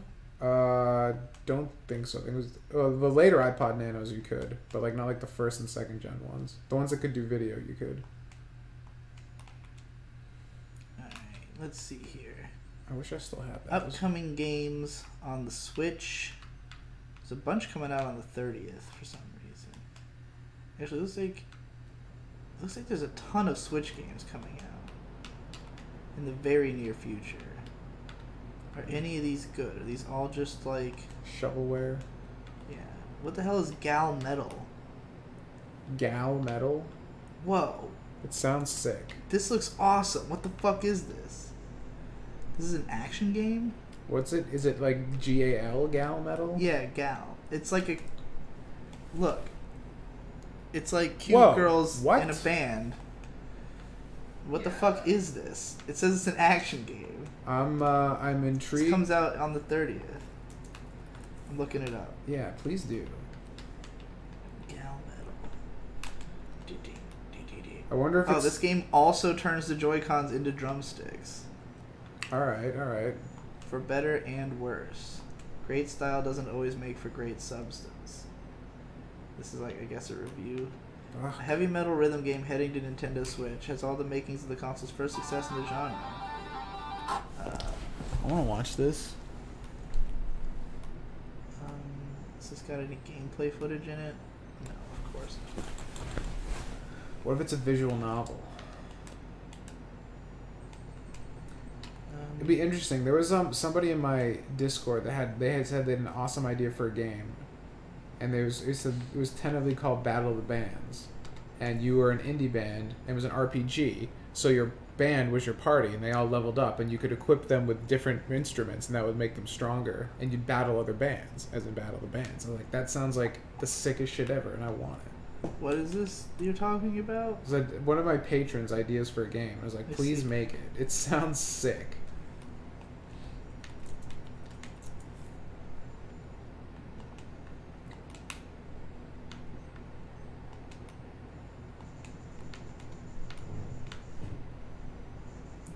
Reviews of the gameplay.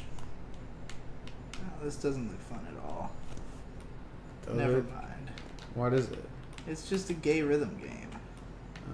Like it Unlike Taiko Drum Master. No, Taiko is the cool rhythm game. That game looks like shit. What I actually found, it took a while to find gameplay footage of it. I wonder why. Yeah.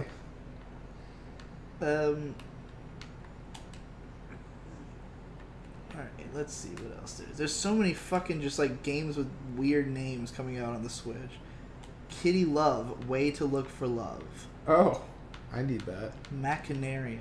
Transistor's coming to the Switch. You ever played Transistor? I did not play Transistor. Pretty good. There's a lot of games I just didn't play. I made a video about Transistor way back in the day on my main channel, and it's one of the least viewed videos on my main channel. Well, it's not My Little Pony, so I'm not surprised. Well, this was during my anime days, but... Really? Yeah.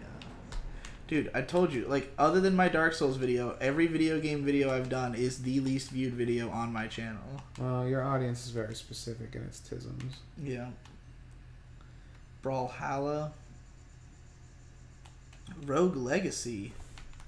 Oh, that's the... Never mind. I was thinking of a different game. Rogue Legacy is the roguelike game. I was thinking of a Rogue Galaxy. It's a game I really want. Fuck! They just...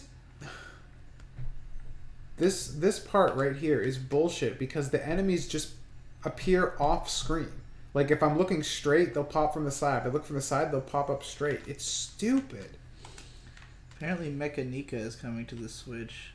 Looks like a shitload of indie games are coming to the Switch in the very near future. The Switch, like, Steam is so bloated that the Switch is the new indie darling platform. Like, if you have an indie game, you're going for a Switch release.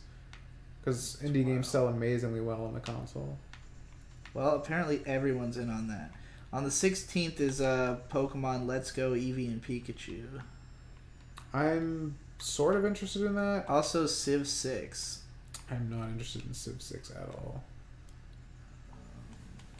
Have you played it? I haven't played any Civ. Civ. Daytime in my Pokemon game. What the fuck? I just literally lost 98% of my HP in one hit from a guy who teleported in behind me. That's Teleports behind you, literally. What the fuck? Crystal Crisis. That's a cool name. This game is shit. Well, this game has Astro Boy in it? What the fuck? I'm so mad. I was doing great, and now I like literally How's it can't going? beat the level. Well, Well, this is the worst game of all time. There was nothing even up there. There was no point in me even going up there.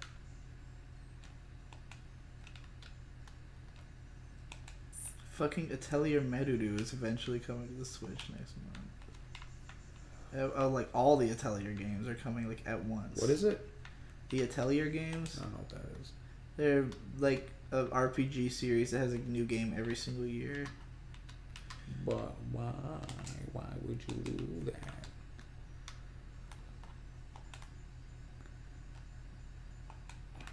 Fuck! This is a bad level, dude. This is a bad fucking level. There's a few of those in this game. Like, the zombies, they can only be killed with a headshot, so the auto-aim is useless in this game now. You have to aim and hit them in the head. If you don't, they just get back up.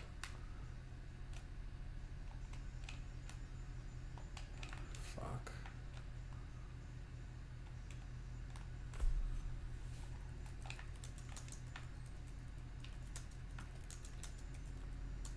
I'm so tired of gayness.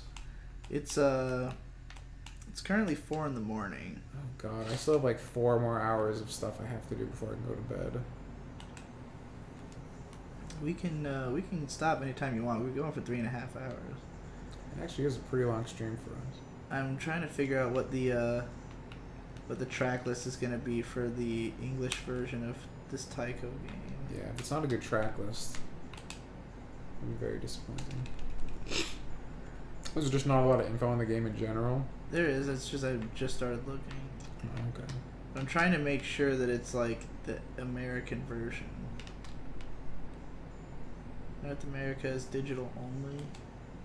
Really? It's a good thing I have an SD card. We have confirmation that the Taiko drum set will be released in Europe. That's along with the physical copy in PAL regions. North America will be digital only. We're also waiting to hear if the Taiko drum set will be available stateside. Here's the full track list, but I don't know if this is also in the... Some songs are unlocked. Is this all in the American version? Because if so, it looks like it's just the same track list. There we go, that's fine.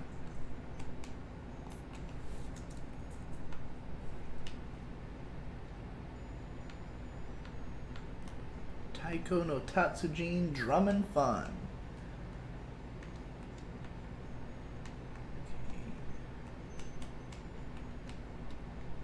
97 songs inclusive of downloadables. But what will be... it might just be that it'll have the same songs, in which case that would be fucking sick.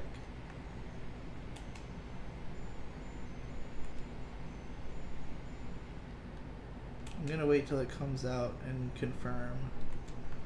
The Western features the identical track list as Japanese Asia version while adding more language options. Fucking awesome. Okay. Hell yeah. I definitely want this then. So you've got like a bunch of Japanese pop songs in there, which is hilarious. There's an ex-Japan song. Whoa, sick. You've got fucking the OPs of Seven Deadly Sins, Pop Team Epic, Kaito Sentai Lupin Ranger versus Keisatsu Sentai Patch Ranger. I don't know what that is, but it sounds cool. Kamen Rider Build, Moana. The fuck? Pokemon Sun and Moon, Yokai Watch, Doraemon, Spirited Away, Shin-Chan, One Piece, Evangelion, Yeah. Dragon Ball Z, Chibi Maruko-chan, My Neighbor Totoro, Oh yeah. Anpan Man, Castle in the Sky, another My Neighbor Totoro song, 2 Kiki's Delivery Service songs, the fucking Ponyo theme, which is all I'm gonna do every day is play that. And we don't know who's really getting this game for. Vocaloid, there's like 10 Vocaloid songs, none of which I've heard of at all. The YouTube theme song, don't know what that is. There's a bunch of Toho songs in here, including the Bad Apple, which is like the most famous fan arrangement, and Caro Destiny. That's fucking sick. That's a good song. So I said 3, but there's actually 6 Toho songs in there. Then there's a bunch of classical music, some game music. There's a song from Mario Odyssey, Splatoon 2, Kirby's Return to Dreamland, Pac-Man Championship Edition 2, Nekotomo, Idolmaster, Techno Drive, Critical Velocity, Assault, and Ridge Racer. It's Ridge Racer. And then there's like a bunch of Namco original songs. Ridge Racer. So yeah, it's a fucking sick, ill track list, and I would love to fucking play it. It looks dope.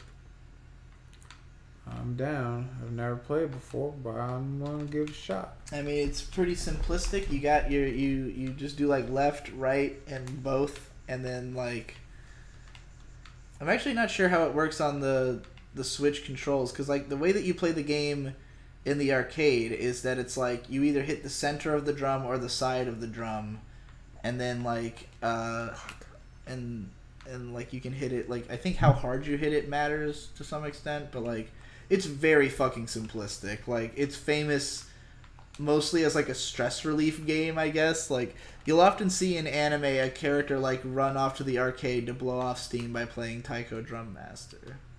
Sounds like my kind of shit. Oh my fucking However, god! the fact that there is no drum on the fucking cunt ass son of a fuck! Digi sing Genkutsuo, the Count of Monte Cristo opening. I can do that. Someone else said to sing Cruel Angel Thesis, but I've done that a million times. I need more beer. So tonight I'll sing a song to all my friends, also to those we won't be seeing again, to those I knew and those I still adore, and I want to see once more. I just hope that you will love me and touch me, laugh with me and cry with me, spend those silent times with me, love me evermore. Love me evermore. You and I were lovers, our dreams were not soiled by life. But then my friend's betrayal meant you never could be my wife. Harsh words were said, and lies were told instead. I didn't ever mean to make you cry. There you go, that's the Gankutsuo OP. Mark looks happy. Happy Mark.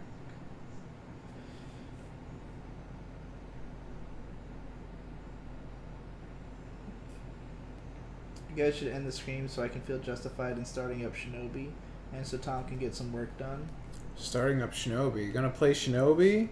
The best game? The sickest game? The coolest game? Gonna get some ninja suffering on at 4 a.m.? Do you want to end? You done? I think I'm spent, unless you want to take a crack at this level. No. Next time on I Am Games, Time Splitters 2? Give it another shot. We can give it another go if we have sound. If our streaming PC is fixed. See you guys on Tuesday. Be the games you want to see. Bye-bye. All that gayness. I have to get up because the thing doesn't work. Nothing works. Everything hurts. Give me money. Give me beer money. Give me money. Not okay. If you feel like it.